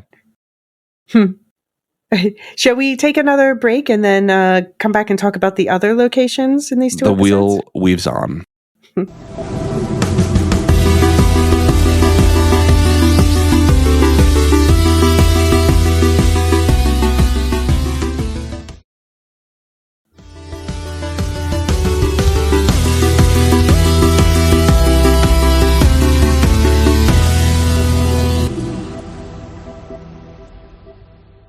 So do you want to talk Teleron Riyadh? I love Teleron Riyadh. Me too. It's my favorite hard to pronounce place. It's actually, it's not that hard to pronounce. It's just hard to spell. Yeah, it's often people often just spell it Tar. Yeah, that's fair. That's fair. Tar. Yeah. Oh, am I reading it? Yeah, go for it. Oh, I'll read it. Yeah. Lanfear continues to seduce Rand in his dreams, playing the damsel in distress who needs Rand to claim the magical sword to save her. She says if he could destroy the Dark One, it will release her from the oaths to him. We find out that Lanfear is at the same time disguising herself as Rhenna, Egwene's Shanshin tormentor from last season, to strangle and abuse her in her dreams, making her relive the worst moments of her life every night. A stand-up lady, right? Egwene breaks away from the Rhenna nightmare to find herself standing in the desert in front of a wise one named Bear, who tells her she does not belong here. I thought it was Amis. No, well, Amis doesn't exist. She's been folded into Bear in this version. Wait, really? Oh. Yeah, that was Bear. I don't like that. Amis is my favorite, but yeah, I know they have to simplify, so we have 3 instead of 5 core wise ones. But why not keep the more well-known name? Bear is a well-known one, I guess, because Bear's with Ruark, the clan chief. And Bear, but no. Amos was married to Ruark. Yeah, I don't know. Because this also means that they gave Bear. So Bear does not. The interesting thing about Bear in the books was that she could not channel, but she could dreamwalk. And so now she can channel and dreamwalk because she's absorbed Amisa's story. And so then instead they say Melaine cannot channel, but can dreamwalk. Interesting. I mean, I think it's fine. I'm very curious why they chose to do Bear, especially they already have a Bane who's Aiel. Yeah, I know. It's so close. It's one letter off. Like, I just feel like that was the wrong choice. It gives me hope for Eludra and Eludrin. Fair enough. I mean, we're in the Wheel of Time. You can't complain about names being too close to each other. No, yeah. Lelaine, Melaine, yeah, Egwene, Moraine. Anyway. I think the most egregious one is Domani and Damane. Oh, yeah. Yeah, because Domane is a nationality, basically, from Aradoman, and Damane is what, the colored people, like we saw what happened to Egwene. Yeah, and but by the way, in the audiobooks, they do not pronounce them differently. No. It's just Damani. So if you have Damane from Domani, then you could have Damani. Yeah. Hey, Macarena. So my takeaway from these dreams, though, is Rand, dude, come on. He's like, I know he doesn't know that Lanfear is tormenting Egwene at the same time she's seducing him, but he also knows he's not being cool. Yeah, he's a bad lady. She's a bad lady, rather. And he's a bad dude for sticking with her. Then again, he doesn't know how to get her out of his dreams either. Yeah, that's true. But also, like, a telling thing for me was Moraine asked Egwene if Rand gave her the bruises. I was like, damn. And she doesn't deny it either, which is weird. I know she gives her like a scowl, like I kind of inaudible denial, but I feel like she could have been a little stronger of like, he's not doing that. Let's not give him crap for that. He has enough on his mind. She says, I'm not here to help you control him, Moraine. But the thing is, Egwene is also at this point, she's remembering from her own accepted test where she saw what it looks like if Rand goes mad, and it is not good. Bow! Yosha did a great job there, by the way. That was very fun to watch. The wig was fun too. Mm-hmm. The wig looked way more dragony. His eyes looked very unhinged, yeah. And there was a subtle red hue in the water too. Subtle. Do you think that they're going to give him hair like that towards the end of the series? And so that Egwene is like on edge of like, is he getting towards that? Ooh, good point. Maybe if he's, sorry, I wanted to be coy about saying something, but I shouldn't. But maybe he won't always have the opportunity to groom himself. Yeah. I don't know. So Lanfear, she's also she's playing like the damsel in distress, and she knows that works on Rand. But then she switches to classic emotional abuse. First, she calls Egwene that doe-eyed cow, and then she tells Rand, "Someday she's going to see you as you really are, as I see you." And basically, this is the super typical gaslighting. Nobody but me would love you if they really knew you. Right. You'll never find anyone to love you like I do. Exactly. But then when Rand and Egwene wakes up from her nightmare, where of course she doesn't realize it's Lanfear tormenting her at this point, but Rand seems scared of Egwene when Egwene says she'd kill Rena again if she could. I mean, I don't really blame her after what Rena did to her. No, I don't blame her at all. And it was kind of surprising that Rand is judging her. Yeah, again, like they haven't made Rand go as unhinged in the show, and I feel like that needs to come. Yeah, we got a slight preview, but it's early days yet. Yeah. But like, I mean, even at this point in the books, what I'm saying, like at this point in the books, Rand has already done some questionable things. And I don't think we've gotten that in the show as much. You think? What has he done by this point in the books? In the Dragon Reborn, in book 3, he is traveling and he kills some people who may have been innocent. We don't ever get a full answer as to whether they were, but he didn't really know either. You know what I hope they don't do, and I don't really consider this a spoiler, but he goes on this whole shtick for the longest time, like, I could not possibly harm a woman, not a Yes. woman. I'm like, don't Yeah. do that. We don't need that. It's because of Robert Jordan's history, right? Is Robert Jordan was a veteran, and he killed a person fighting in a war, and he realized afterwards that it was a woman, and he felt very bad about it. And yes, there is sexism laced in that, and that's and I don't think Robert Jordan realized that about what he was saying. Which, you know, generationally, I think he had some growing to do, and he put that into Rand. And I agree with you. I think we can bypass that in the show. We already have bypassed some of the negative stuff. Like, I feel like Mopey Rand is finally going away, and that's a good thing, because Mopey Rand lasts a long time in the book. It's true. It's true. I mean, we talked about in general that all of them, it seems like Min with the visions and Perrin with the wolf stuff. And it seems like they've started to embrace their own stuff, except for now it's Matt's turn to be like, all these memories in my head. Death is lighter than a feather, duty heavier than a mountain. How many times have you heard that in Rand's narration in the books? Well, never, because I read them. You know what I mean? Yeah. Okay, shall we alternate entering the waste? So once Rand, Egwene, Moraine, Land, and Aviendha cross the spine of the world, entering the Aiel Waste, they are greeted there by 4 new Aiel characters: Tardad clan chief Ruark and wise women Bear, Melaine, and Melindra. Bear found them after meeting Egwene in the dream world. Teleron Rialt. While traveling, Moraine notices that Egwene keeps getting bruises on her neck even after healing. Egwene confides in Bear about her nightmares, and Bear notices the bruises on her neck. Injuries sustained in the dream world can follow one to the waking world. But if this woman is hurting Egwene, she might be someone who is alive. So they set a trap, catching Lanfear in the act of impersonating the deceased Rhenna to torment Egwene.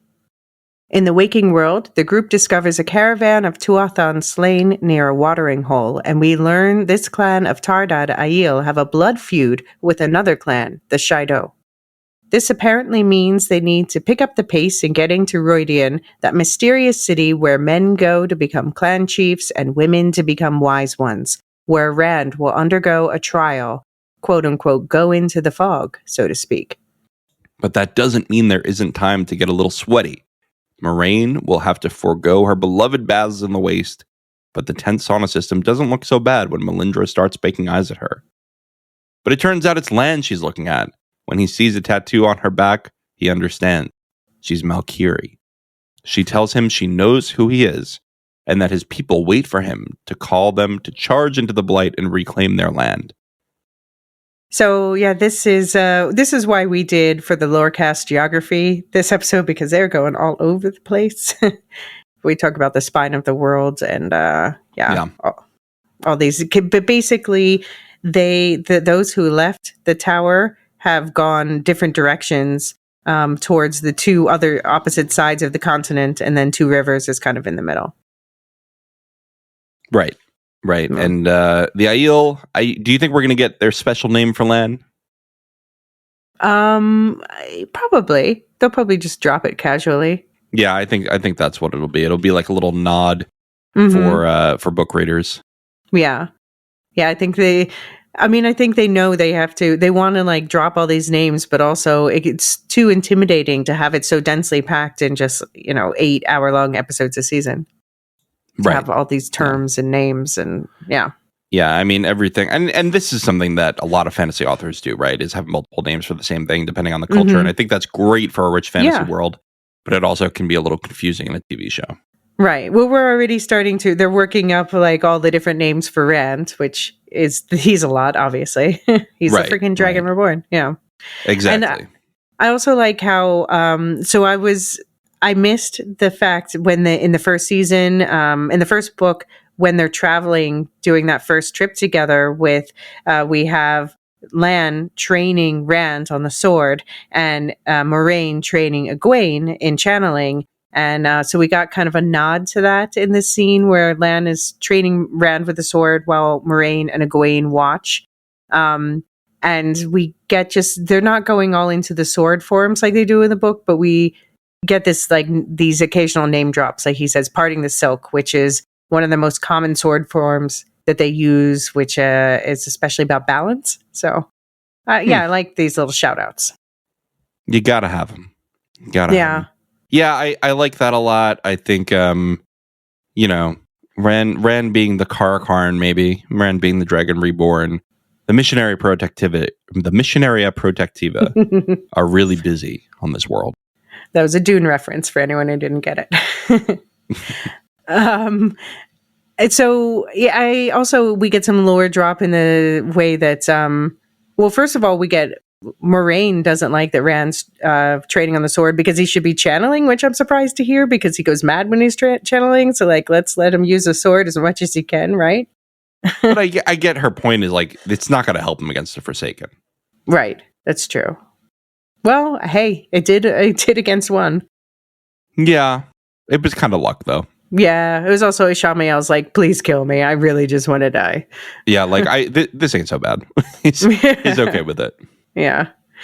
But then Aviendha, she objects to the swords for a different reason because she says, why does he waste time with his swords? They are not the Aiel way. When was the last time anyone caught their supper with a sword? Which, yeah, I think that's a great way to explain it. Like, it's just so impractical. Yeah. Yeah, and the Aiel never use swords. That's a big thing with them, and we'll find out why. Right. Next week, I think. Yeah, probably.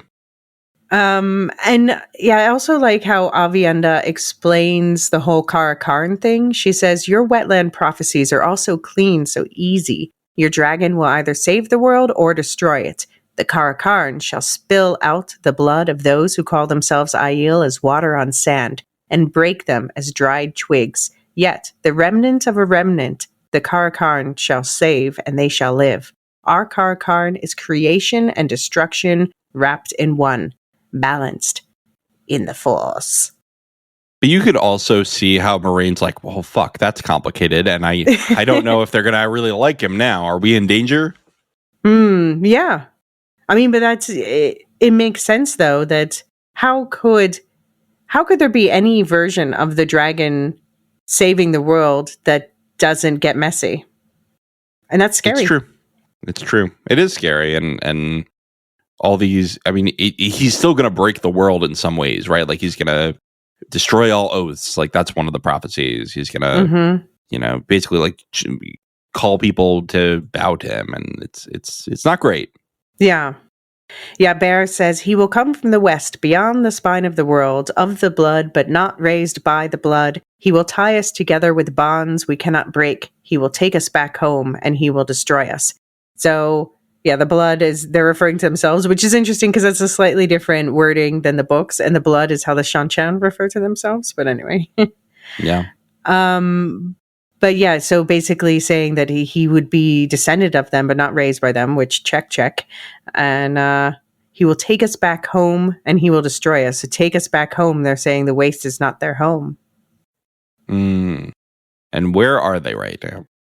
They are in the Threefold Land. So why is it called the Threefold Land?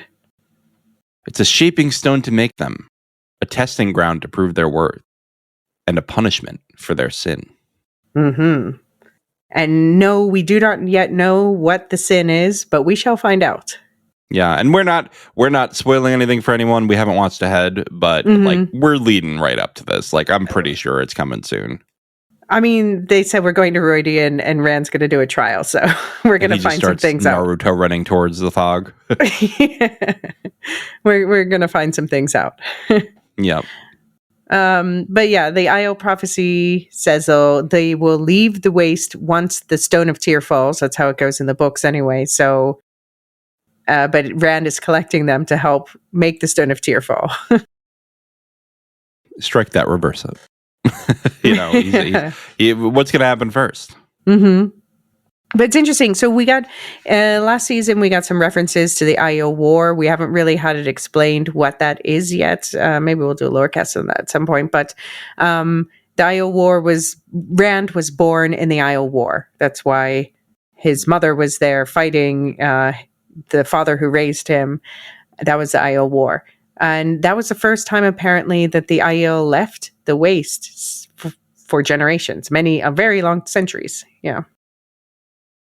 Yeah, and I don't know if we could do a full lore cast on it, but I think one on that and like Arthur Hawkwing at the same time would be cool, or the Trolloc Wars. Yeah, maybe good, like the major wars of the major wars of history. Yeah, because there's a few that come up again and again because they just kind of changed everything. Yeah. And book 4, which is what we're adapting now, is also where we get a lot of really interesting references to like what world we're on. Mm-hmm. So I'm hoping that they do some of that this season too. Yeah, I'm very curious about when we get to Rodian, because we also got we saw even in season 1, we saw not too far from the two rivers there was skyscrapers that were ruined. Yeah, like glass I was towers. talking though about Tanchico. There's some clues in Tanchico. Oh yeah. Oh yeah, we should get that. Mm-hmm. Yeah. But yeah, in the Aiel Waste, Aviendha says, more blood has been spilled over water than gold in the Threefold Land, which makes sense. And they find those slain Tuathan, the Tinkers, by the way, which we will see again soon. And she says, yeah, basically they're arguing about like, could it have been a sword? And Lan's like, no, I think it was a spear made to look like a sword, because obviously the Aiel don't use swords, so they're trying to frame someone else. And they say it must be the Shaido, this other clan. And they say they don't respect the rules. And then basically, like, Aviendha's like, thou shalt not slay the pathetic Tuathan who don't even defend themselves like suckers. Jesus, like, a little mean there, Aviendha. Yeah. I mean, she has no respect for them, but she knows you don't harm them. Yeah. Like, you peasants go stand over there. Yeah. Yeah, so these 4 new characters, they are important if that's not clear. So we've got Ruark, the Tardad clan chief. Bear is his partner. And so these other 3 are wise ones, which they tease this name wise ones, but they haven't really explained it yet. Obviously, well, I mean, it's clear. Some can channel, some can dream walk. Yeah. They're the magic ladies of the Aiel. They're the wise ones. Like, I feel like it's kind of self-explanatory, right? They're advisors. And they don't even have to be that strong in the power. It's more about their wisdom, genuinely. Yeah. Although, if they have special talents or can channel, then yeah. It's a help. It's certainly a help. Yeah. Well, then you kind of, if you can channel, then you kind of have to become a wise one, I feel like. Yeah. Yeah, a lot of them do, I think. Yeah. So we have Bear and Melaine are dreamwalkers, and they say they're the only dreamwalkers in the Tardad in their clan of Aiel. And Bear tells Egwene that Egwene is a dreamwalker as well, the first from the tower in centuries. So yeah, more of this magic re-emerging amongst the younger generation. Why would Bear know that though? That there haven't been. Well, she can dreamwalk. She can know whatever she wants to know. She knows everything like she knows every person who's come from the tower though. You know what I mean? Like, I feel like not that she couldn't find it out, but would she really care? Like I just feel like the Aiel wise ones kind of look down at the Aes Sedai. I'm like, oh, whatever. Maybe Moraine should have been the one to say she was the first from the tower and said like Bear can say, oh, you're a dreamwalker like me, and Moraine. And then Egwene tells Moraine, and Moraine's like, oh, you're the first in centuries. But yeah, Egwene's also sniping at Moraine right now and doesn't seem to be telling her everything. Yeah. That's like fair. She was more open with Bear about the bruises on her neck than she was with Moraine. Right. Yeah, she's not too happy with the Aes Sedai in general, I think. Yeah. And then we have Melaine, who can't channel in this version. And yeah, they condensed the clans, which makes sense. They're just basically like, all of these are from the Tardad clan. Done. That's fine. That's fine. We're not going to make you memorize more clan names. I couldn't say all the clan names off the top of my head. No. I mean, there's the 2 most important are the Tardad and the Shaido, and these are the 2 we know that they're keeping. And Melindra, the other one who's with them, she was the Malkiri who was raised by the Tardad Aiel in this version, but she's actually Shaido in the books. Oh, I didn't. So that's an interesting change. Yeah, she's Shido, but she hangs out more with like the Tardad, the Tardad wise one. Yeah.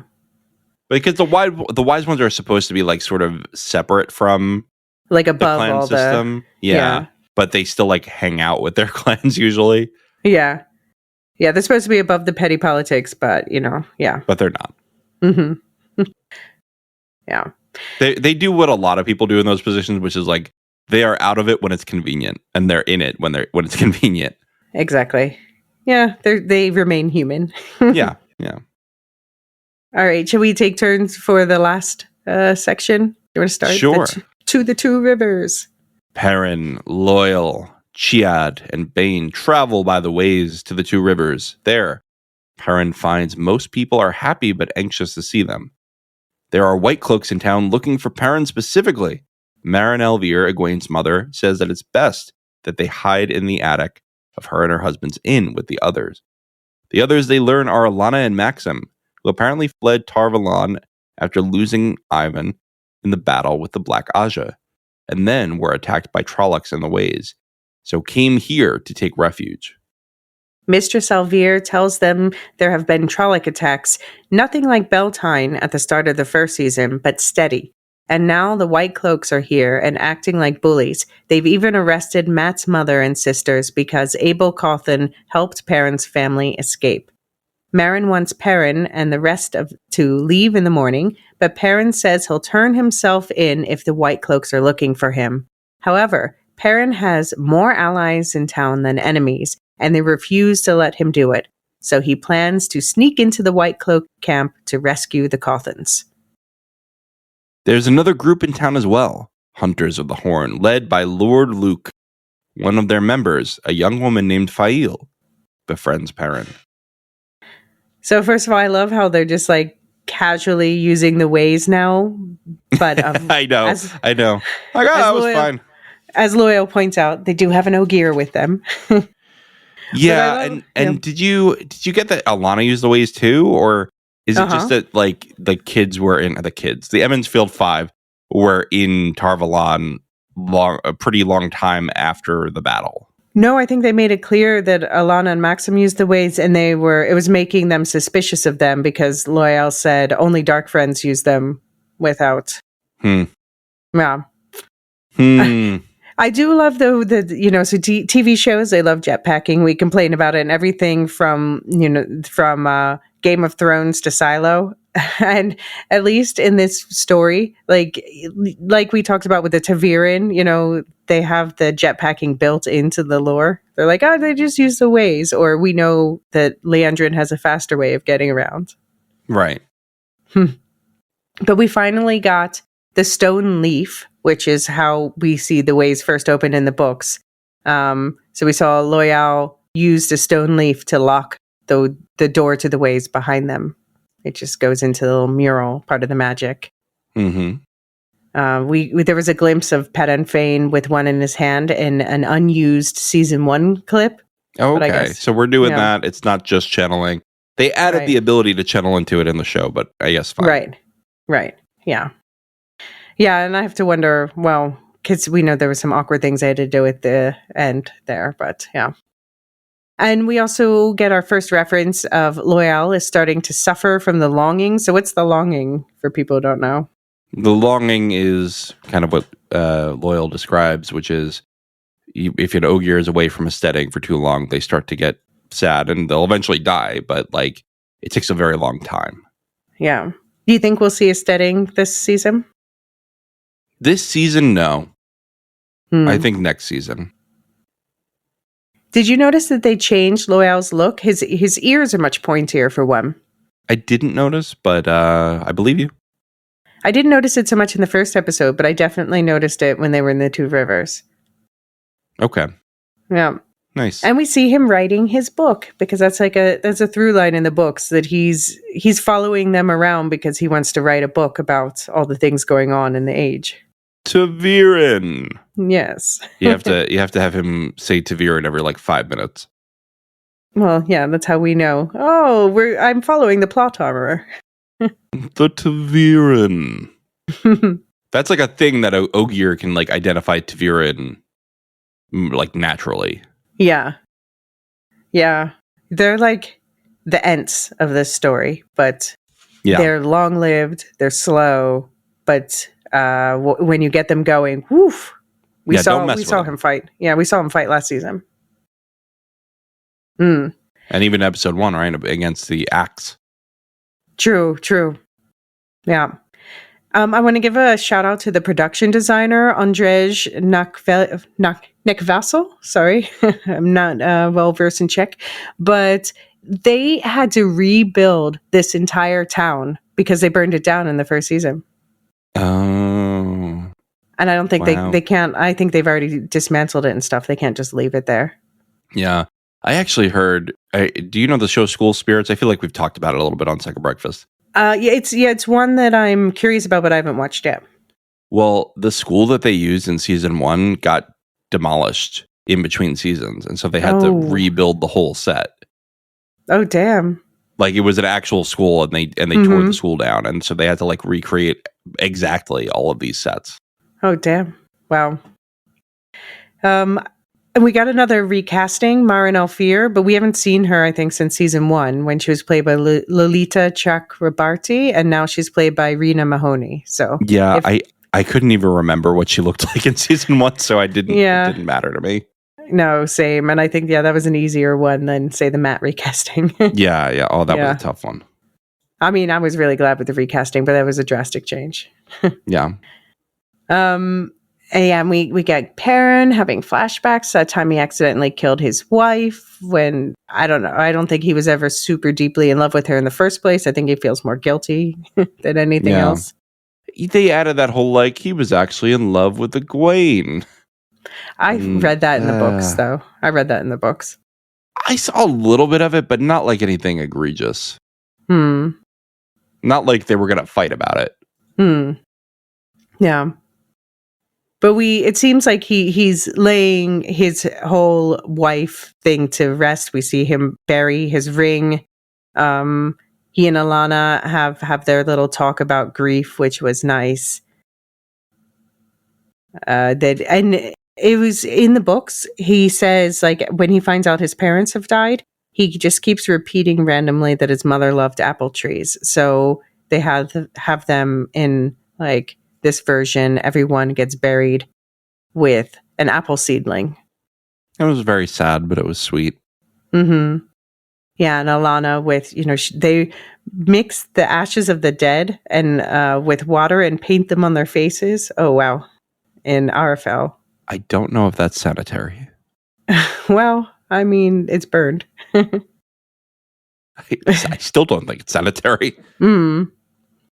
But yeah, and we see, and I think it's really interesting how they have Alana and Maxim dealing with, like, they do not have compatible mourning styles, which is a normal thing that happens when, two people, like if two parents lose a child or something like that, they might grieve differently. But here it's exacerbated by the fact that they share a bond. So they can feel like she's like, you're driving me crazy. And he's like, you're dead inside. And yeah, it's a lot. Yeah, I would not want to be part of their throuple right now. No, well, yeah, 2/3 of it. I feel like it's still a throuple, though. Like, I still wouldn't call them a couple. Yeah, I mean, because it's an incomplete throuple. Exactly, yeah. But it is very fucking convenient that they happen to be in the Two Rivers, although I noticed Maxim said even he doesn't know why they are in the Two Rivers. So what do you think? Why do you think Alana took them there? Don't be suspicious. Don't be suspicious. I know why she took them there in the books. So I don't want to say anything. I don't want to speculate. Okay. All right. Yeah. And apologies for misstating that it was Nynaeve in our trailer breakdown. We should have known better and got called out. Did we? I didn't even see the call out. But yeah, I like that. So Perrin, it seems like he's dealing with his golden eyes well, but he does get called out because it does make him look witchy. And unlike the books, in this version, Perrin really did kill Jeffrin Bornhold in Falm. But basically, for anyone who forgets, he was in a berserker rage after Jeffrin killed Hopper, which seems fair to me, but his son Dane, who's leading this group of White Cloaks, might have other ideas. Right. How happy were you to see Eamon Valda? Not very. Like, I don't know. He's a good villain, but scary guy. No, I was being sarcastic. He's the one who played Slice and Dice with parents back in season 1 until he was attacked by wolves. I think he has a new white streak in his hair. Do you think that's from the wolf trauma? He's never stopped thinking about Perrin. And that streak of hair is the part of his brain that's constantly dedicated to Perrin. Perrin and his wolves, yeah. But we see a difference between them because Dane doesn't want to put the innocent people of the Two Rivers to the question. And Valda says this must be a tainted place to raise such a poisonous person. But then Dane's also like caging everybody. And yeah.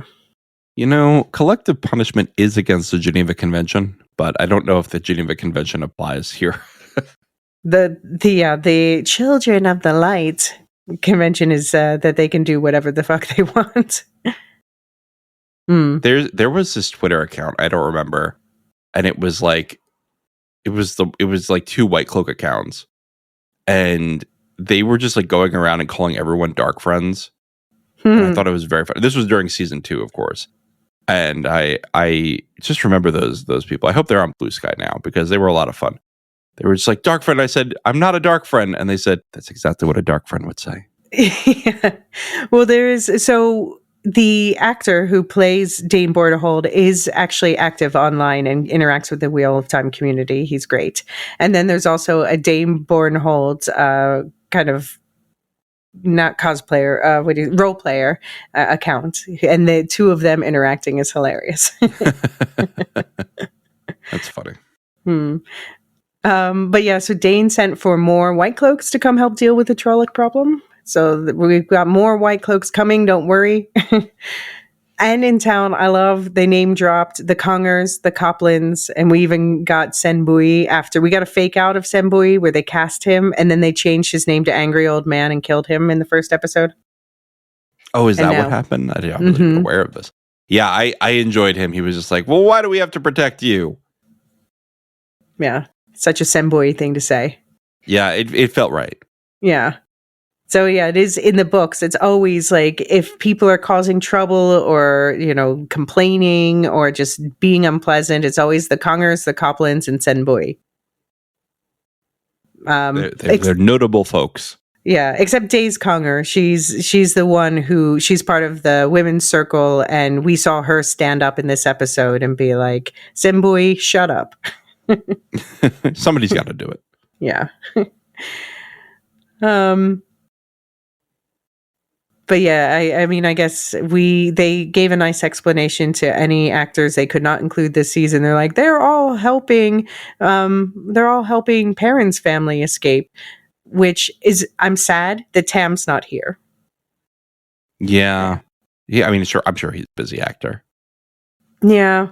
But I also have questions about Abel Cawthon, Matt's dad. They portrayed him as like a really, like a ne'er-do-well in the first season. And now he was like a total piece of shit in the first season. Yeah.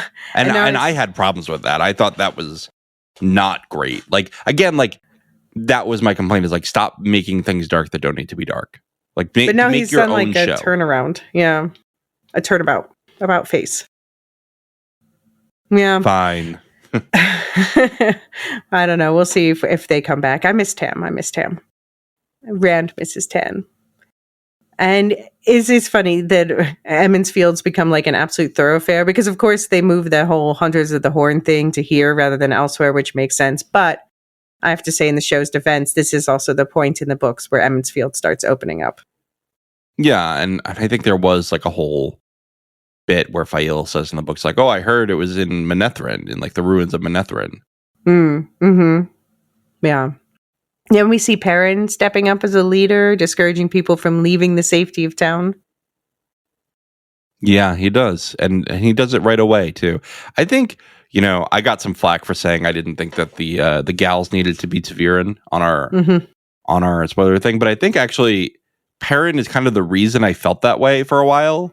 And I've taken the criticism of my take into consideration. And I think it's a fair critique. It's just Perrin, to me, without the Taviran, I can't see him convincing all these people, all these very stubborn people. Whereas some of the other characters, some of the like Egwene especially, I think is just smart and makes the most of people doubting her. And I don't think that requires Taviran. I think that just requires wit. Whereas I think Perrin really needs like magic to get Senbui to shut up. You know what I mean? I mean, I guess it could be. I wouldn't mind it if it weren't gender divided, you know? Like you could have some characters who are Taviran and some who are just have sharp wits. But what bothers me is the gender divide. Yeah, I think that's right. And that's why I took the criticism into consideration. I was like, yeah, that's probably right. I think the only one who really needs to be Taviran is Rand. Right. Well, and Matt. Matt kind of needs to be Taviran too to make it work. Mm-hmm. Yeah.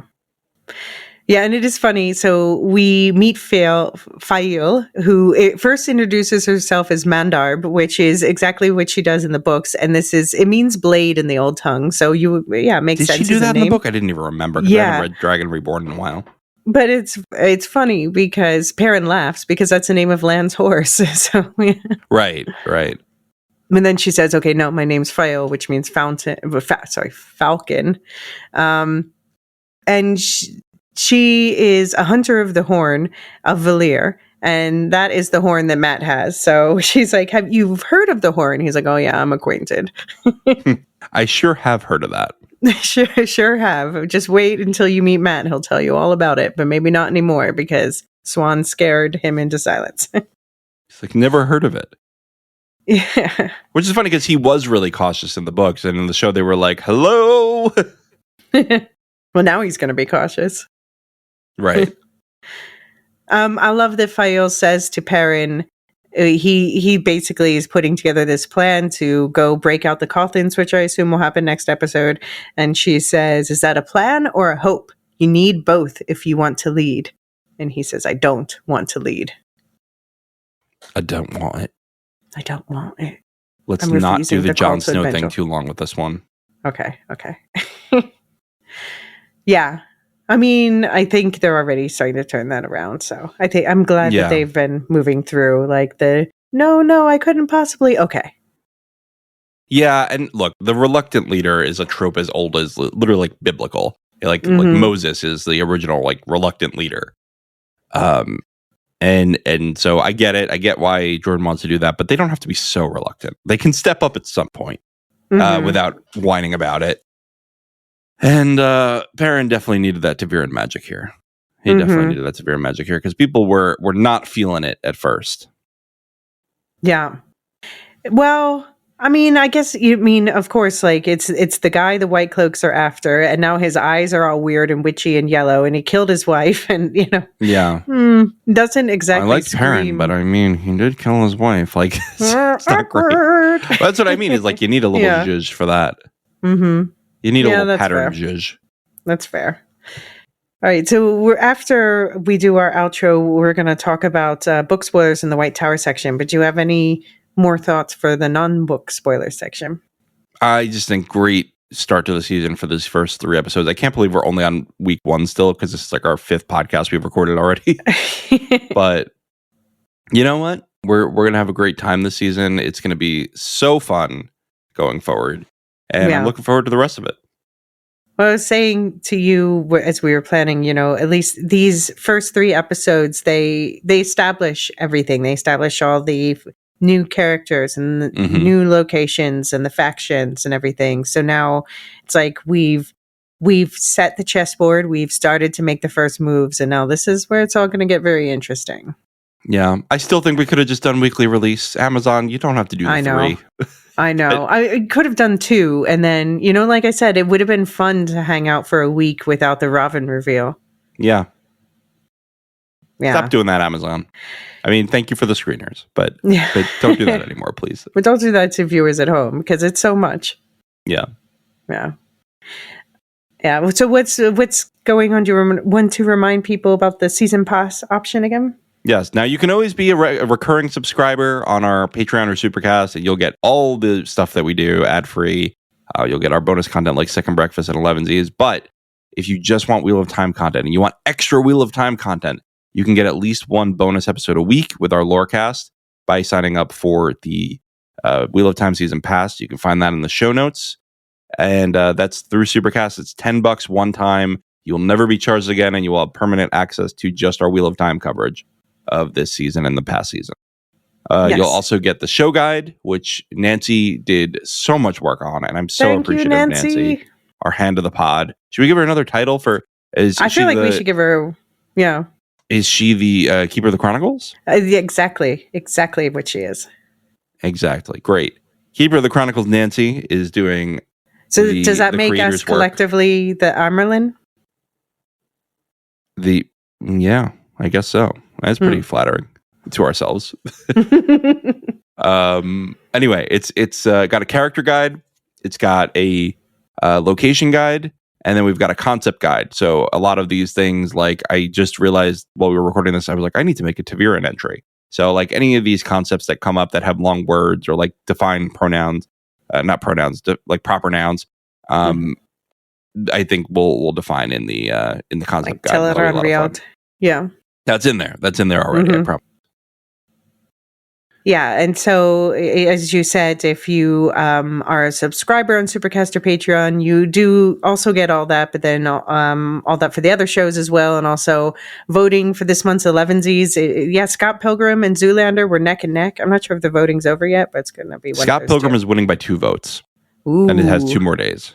Okay. Well, 1 more day by the time this comes out, because it comes out tomorrow. Right. All right. So if you're a subscriber and you want it to be Zoolander over Scott Pilgrim, you better vote. You got to go for it. I am reading Scott Pilgrim. I'm in the 4th of 6 books now. Well, I think it's going to be Scott Pilgrim, because usually by now people are done voting.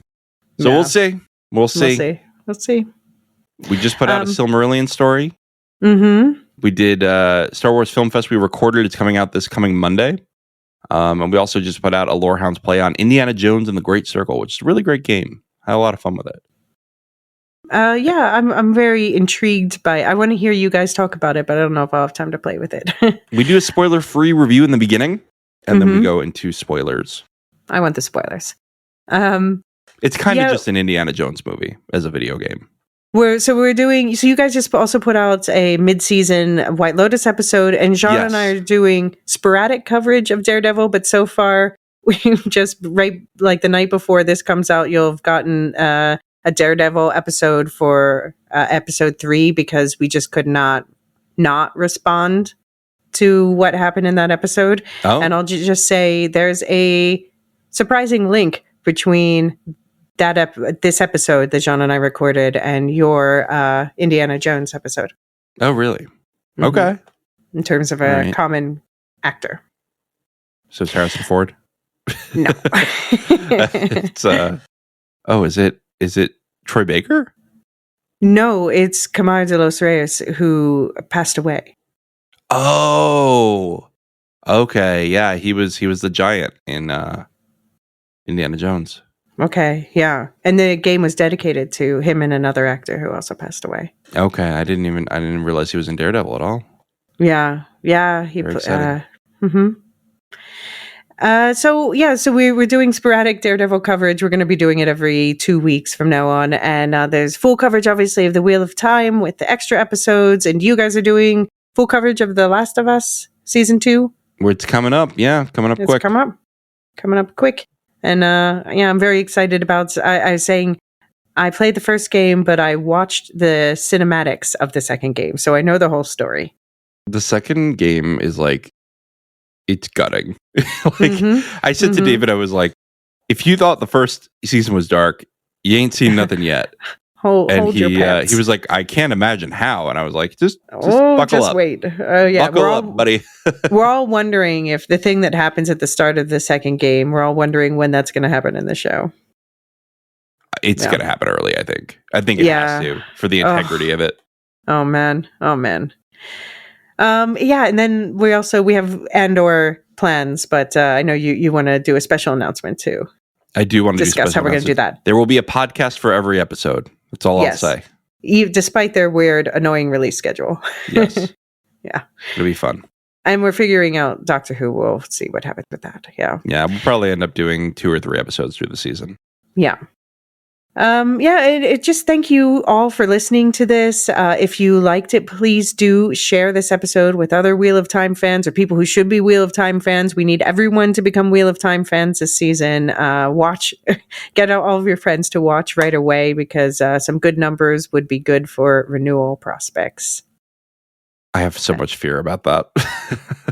Yeah, I mean, Bezos is not great on he's mostly great on it, but the Expanse made me a little nervous.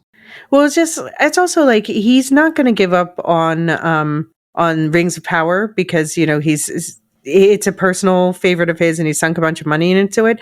And I just think if you need to have more than one fantasy show on your platform to buoy them all. And I genuinely think Wheel of Time is the best fantasy show on television. I don't know if I agree with you, but I'm going to think about it. It's very good. Mm-hmm. It's great even. I just don't know if I'd call it the best. I have to think about that. Yeah, I genuinely think it's even better than Game of Thrones. But we'll see at the end of this season. Hopefully everyone agrees with me. Okay. All right. But yeah, explore the link tree in the show notes and you'll find all of that stuff about the season pass and subscriber stuff, but also all the affiliates. And I just want to shout out especially Radioactive Ramblings is doing weekly breakdowns of Invincible right now, which I'm behind on, but apparently it's an awesome season. Nice. Yeah. And join us on the Discord to chat about all this. We have a special Watt forum and also send feedback to watt@thelorehounds.com and we'll do a couple feedback episodes this season. Yeah. I'm going to be doing a bonus pod with Mark of Nevermind the Music too for Severance. It's going to be a lot of fun.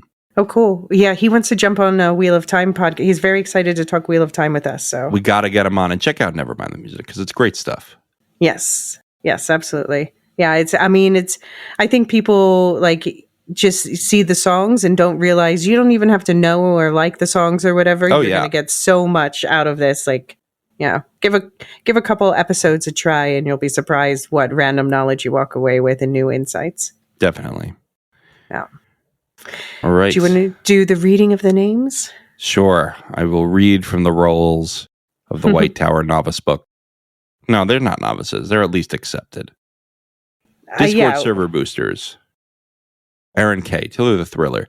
Dork of the Ninjas. Duve71. Athena A. Tina. Listu. Nancy M. Ghost of Partition, and Radioactive Richard. And our lore masters, Martian, Michael G, Michelle E, Brian P, SC, Peter OH, Bettina W, Adam S, Nancy M, Duve71, Brian 8063, Frederick H, Sarah L, Gareth C, Matthew M, Sarah M, DJ Miwa, Andra B, Kwang Yu, Deadeye Jedi Bob, Nathan T, Alex V, Sub-Zero, Aaron K, Deli V, Mothership 61, Gnarls, Kathy W, Listu, Jeffrey B, Elysia U, Neil F, Ben B, Scott F, Stephen N, Julia F, Kali S, Ilmariel, and Adrian. Thanks all.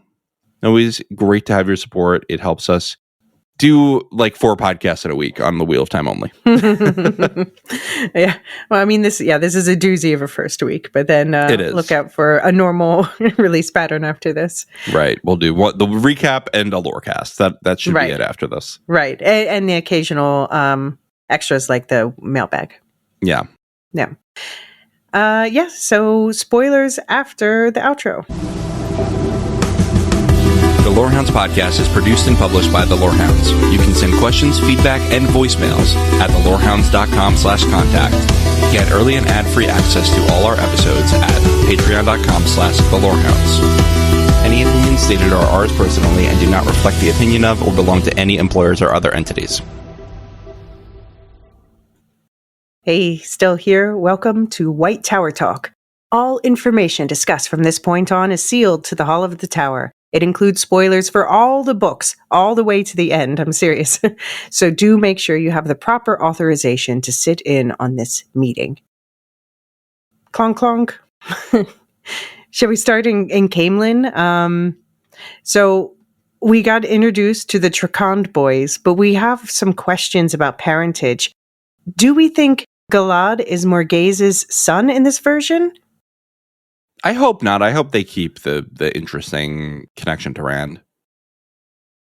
Maybe they don't want Rand and Elaine to have a half-brother in common? I think it's fine. They're not related. Yeah, I know, but it's still like they have a half-brother in common. They are siblings once removed. They're both not biologically related and not raised together. I think we're all fine. Okay. I mean, I'm fine with it, but yeah, maybe they would avoid that. I don't know. Or maybe the whole backstory is too complicated. I did just notice, though, that like when Galad was a boy, he ran up to Morghese like she was his mother. But I guess maybe at that point she was, basically.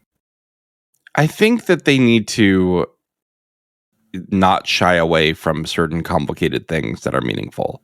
Because, you look at Game of Thrones and the Jon Snow identity reveal is like a little complicated, but imagine they took that out because they're like, we don't feel like explaining that.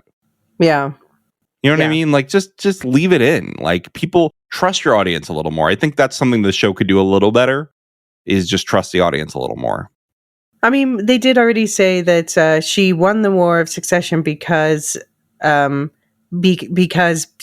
wandered off, and they have identified Rand's mother as Tigraine previously. So they are setting that up. But then, yeah, it's interesting that at the coronation, it's just Morghese. There's no mention ever of the children's father. So, yeah, I'm curious to see what exactly they did set up some things for future succession. So the third succession war is the one that Morghese won, but there's going to be a fourth succession war coming up. And in the fourth succession war, there are 3 houses in the books that turn the tide of that war. And those are the 3 houses that had their throats slit: Baron, Anshar, and Cairn. They were initially supporting House Marn, and then they swung their support back to Chakand after Elaine did some politicking. So they're setting up definitely why they would not support Chakand after she killed them. Right. And probably this was a miscalculation by Morghese. Yeah. Yeah. I do wonder if we're going to get any Lady Amarilla Marn or Lady Dylan Taravan to show up this season or next. Important players. I want them to just decrease the amount of time of that plot line entirely. Because it just drags and drags in the book. I mean, they have to necessarily, and they've really toned down the number of houses too. Like they only mentioned 3. They're like, that's enough. Like, yeah, we get the idea. Yep. We got Lord Luke. A lot of people were thinking that they might get rid of him because he's too complicated, his whole backstory. I think they probably simplified his origin like they did with Pat and Fane. But were you, excited to see him turn up? Yeah, and I'll say I hardly understand his origin. And I've read the books multiple times. It's just it's complicated without a payoff. Right. You know what I mean? Like, there's really no payoff for it. So I would be totally fine with that. I was excited to see him. I think Perrin deserves a big bad to go up against. And I think by contracting Perrin's middle book storyline, it'll be a lot more interesting of an arc for him. Yeah. I find that whole arc interesting because I'm very excited to see, I want Hopper to come back. Obviously, I'm looking forward to that. And I want to see Perrin in the Wolf Dreams. That's one of my favorite whole sequences in the books. And obviously Slayer, Lord Luke, is part of that. Look, it's just a weave. Yeah, so I just... I don't need his entire weird, complicated backstory, but as you say, I want that villain for Perrin to go up against. Yeah, and exactly. Yeah. Can't help but notice that Morghese leaving her entire family and Elaida behind at the tower isolates her with Gabriel. I'm sure that's going to go well. She disappeared soon. She's disappeared. I wonder how much Olivia Williams we're going to get this season. Yeah, but I think. Do you think that she'll come back, or do you think she'll actually just die in this version? I think she'll come back. I think they're going to want to keep Olivia Williams, and I am a Morghese defender. I think I like her storyline in the books. I mean, Yeah, I do not too. like is a strong word because she goes through some shit, but I find her storyline interesting, and personally, I find it rewarding. Yeah, I think so. She's like, you know what? I did my shit. I'm retiring. Yeah, yeah, yeah, exactly. She just gets to a certain point. Yeah, and it is she does like for all of her politicking, she does genuinely love her daughter. Yes, she does. She Hmm. does. And you can tell that in the show too. Yeah, yeah, absolutely. Yeah, even though we just met her and we just saw them interacting, it felt very natural. Like they all feel so comfortable with each other, and I think that's another strength of this season. Yeah, for sure. So just wanted to shout out that one of the lies that we got from, was it Amiko that said this one? Can't remember, about Leandrin saying that Leandrin went to Tyr to get someone to help her steal the sword. That's actually a reference to a plot that Belal, a Forsaken, who's definitely not the last one showing up.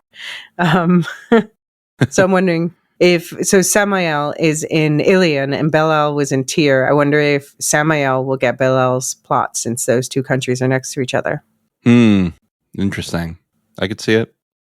I wonder, or if they'll just move Samael to Tyr or something. Yeah, that could be. I mean, what is Ilion really doing? It's not like there's nothing that unique about that plotline of him taking it, except the fact that like the Ilioners, is that what it is? They just kind of welcome Rand as like a liberator, not a conqueror. Right. And also his father fought in their Ilioner companions. Right. Right. I liked how they set up Melindra, that she seems like there's some sexual tension with Moraine potentially, and obviously the whole Malkiri thing with Lan. And then, and the fact that she's a Shido in the book and they just made her Tardad here. I think one of the reasons probably they did that is to hide the fact better that she's a dark friend. So I wonder if this Malkiri refugee backstory is going to play into how and why she became a dark friend. What if she's not really a Malkiri either? What if they just were like, let's burn a tattoo onto you? Oh yeah, she must have had it her whole life, so that's playing the long game. Yeah, all right, fair. Yeah, and I like I'm excited for I don't know if Marilyn's going to keep going, but I want her to find out that Elida is not Black Aja. Yeah, me too. I think cool. She's one of the more interesting characters because she thinks she's serving the light, but she's just so horrible about it. Yeah. And we see also that actually Galena, who seems really nice, is Black Aja. And I thank you again. I made a little oopsie in the first episode where I just said she was Black Aja in the non-spoiler zone. And so you had to go and take that out today. Oh, it's Zencaster, which we record on, will generate a transcript for you. So I was able to just like get the timestamp basically and go right in. Yeah. So it was not so bad. So don't worry. But they're setting that up nicely where, we know there's still some Black Aja sisters in the tower. Yeah. And that's, it's an interesting whodunit we got going on now. Yeah.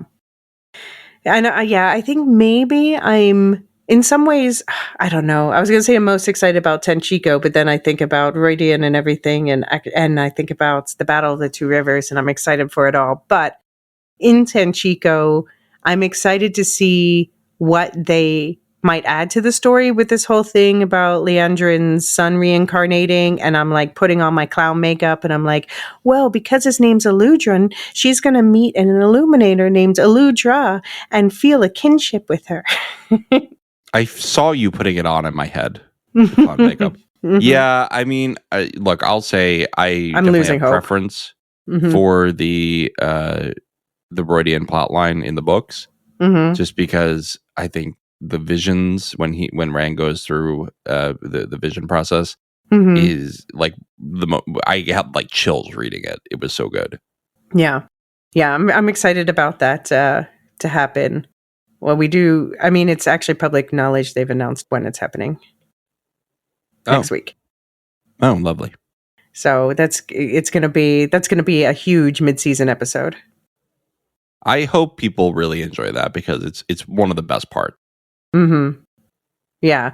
It seems like they did it. Like I've seen photos and stuff of, or little clips of, not clips, but just like images of what it looks like as they go through these visions. And it looks astounding because Rand plays all of his ancestors. I mean, sorry, Yosha Stradowski plays all of Rand's ancestors. I'm looking forward to that. Mm-hmm. It's going to be a really good next episode, I think. And I'm not going to watch it tonight because it's like 9:00 already. But, No, yeah. And I know it's much later for you. Mm-hmm. So, but I'm going to watch it soon. Yeah, I'm definitely going to watch it tomorrow, especially because I have to make the notes for the next one. But yeah, so I was also thinking about Tenchiko Grandal, who's one of my favorite Forsaken, up there with Moghedien. She was in Arad Doman in the books, but I'm wondering, what if the show moves her to Tenchiko? What if she's there? Okay. I think it would be really interesting to like sort of play misdirection with one Forsaken while another one is like plotting in the background. Mm-hmm. Yeah. I'm looking for her to show up. She's also really creepy. Like not as scary as Semiraj, but yeah, she plays an interesting role in the story too. Yeah. Also wondering if they've moved to Tenchiko. So Min saw Mat hanging. Will there be a doorway to another realm in Tenchiko? I don't know. Like we got the tease of the snakes and foxes in the White Tower, but will we get a similar thing? I could definitely see like you have the artifact room right there. Like you absolutely could just have that there. Or in the Panarch's palace. Yeah. Mm-hmm. Yeah. Anyway, yeah, very excited for next week and the 4 weeks after that. Do you have any final thoughts? I want Gowan to get punched in the face before the end of the season. Well, that's what Mat did with the stick. It's not enough. Just play that on repeat. It's like reminds me of in Game of Thrones where Tyrion slaps Joffrey in like one of the first episodes, and someone turned it into like a 10-hour remix of just slapping over and over. It's those like, I don't know if you saw this TikTok trend where people were like, "Do you mind if I put on some white noise to go to sleep?" And then it'll be something like really aggressive. Like I could just watch Gowan be punched in the face by Mat. Oh. To put you to sleep. Yeah, put me to sleep. Yeah, I'm definitely going to be rewatching the stick fight. Yeah. All right. Well, thank you so much for talking through 2 episodes. Woo! Double episode done. Yeah. And we did it in only 2 hours, 10 minutes. That's pretty good. Yeah. It's pretty good. I know you were probably worried that I would make it much longer. Well, I worry about everything. That's just part of my personality. Yeah, I'm so excited. As we're recording, it is the night before everyone's going to see these episodes, and I cannot wait to see people's reactions. And the TikToks, I said. I don't hang out on TikTok, but I want people to send me the good TikToks. I've stopped being on TikTok as much because it got annoying. Like, I feel like the algorithm has degraded since we came back from the ban. I've replaced it on my home screen with Shonen Jump so I could read One Piece whenever I want to scroll. Oh, that's probably a better way to spend your time. Yeah. All right. Well, may the light be with you. And also with you.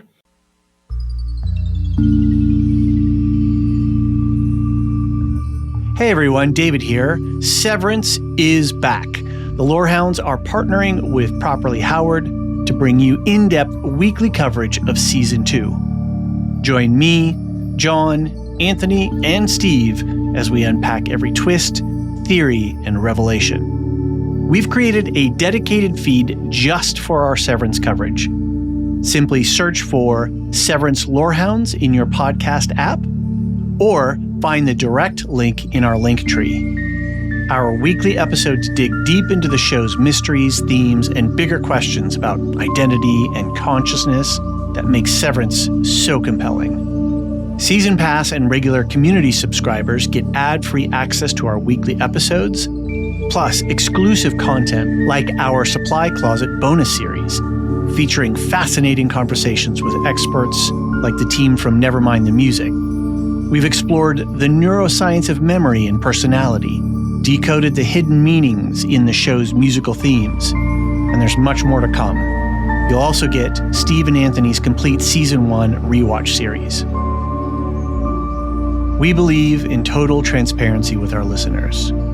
And unlike mammalians nurturable, we're happy to share all of our secrets. Find the link for the Severance feed in the show notes below, or search Severance Lorehounds wherever you get your podcasts. Come theorize with us about what's really happening at Lumen.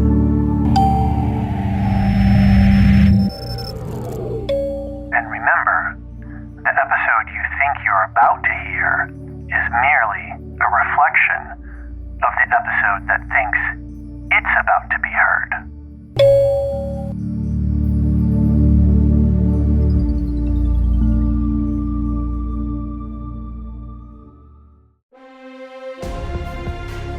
Are you ready for a deep dive into one of the most intense animated series out there? Welcome to Radioactive Ramblings, where we are currently breaking down the world of Invincible. Each week, we're going to unpack the jaw-dropping twists, the unforgettable characters, and that trademark brutal action. From Mark Grayson's journey to the darker side of heroism to our continued love of Debbie, we've got every moment covered. Mark, I don't want to hurt you. I'm not the one who's gonna get hurt. You said you don't do threats. Yeah, well, people change. Whether you're a longtime fan or just getting started, tune into our exclusive takes, fan theories, and so much more. Catch new episodes of Radioactive Ramblings every week, your go-to podcast for all things Invincible and more.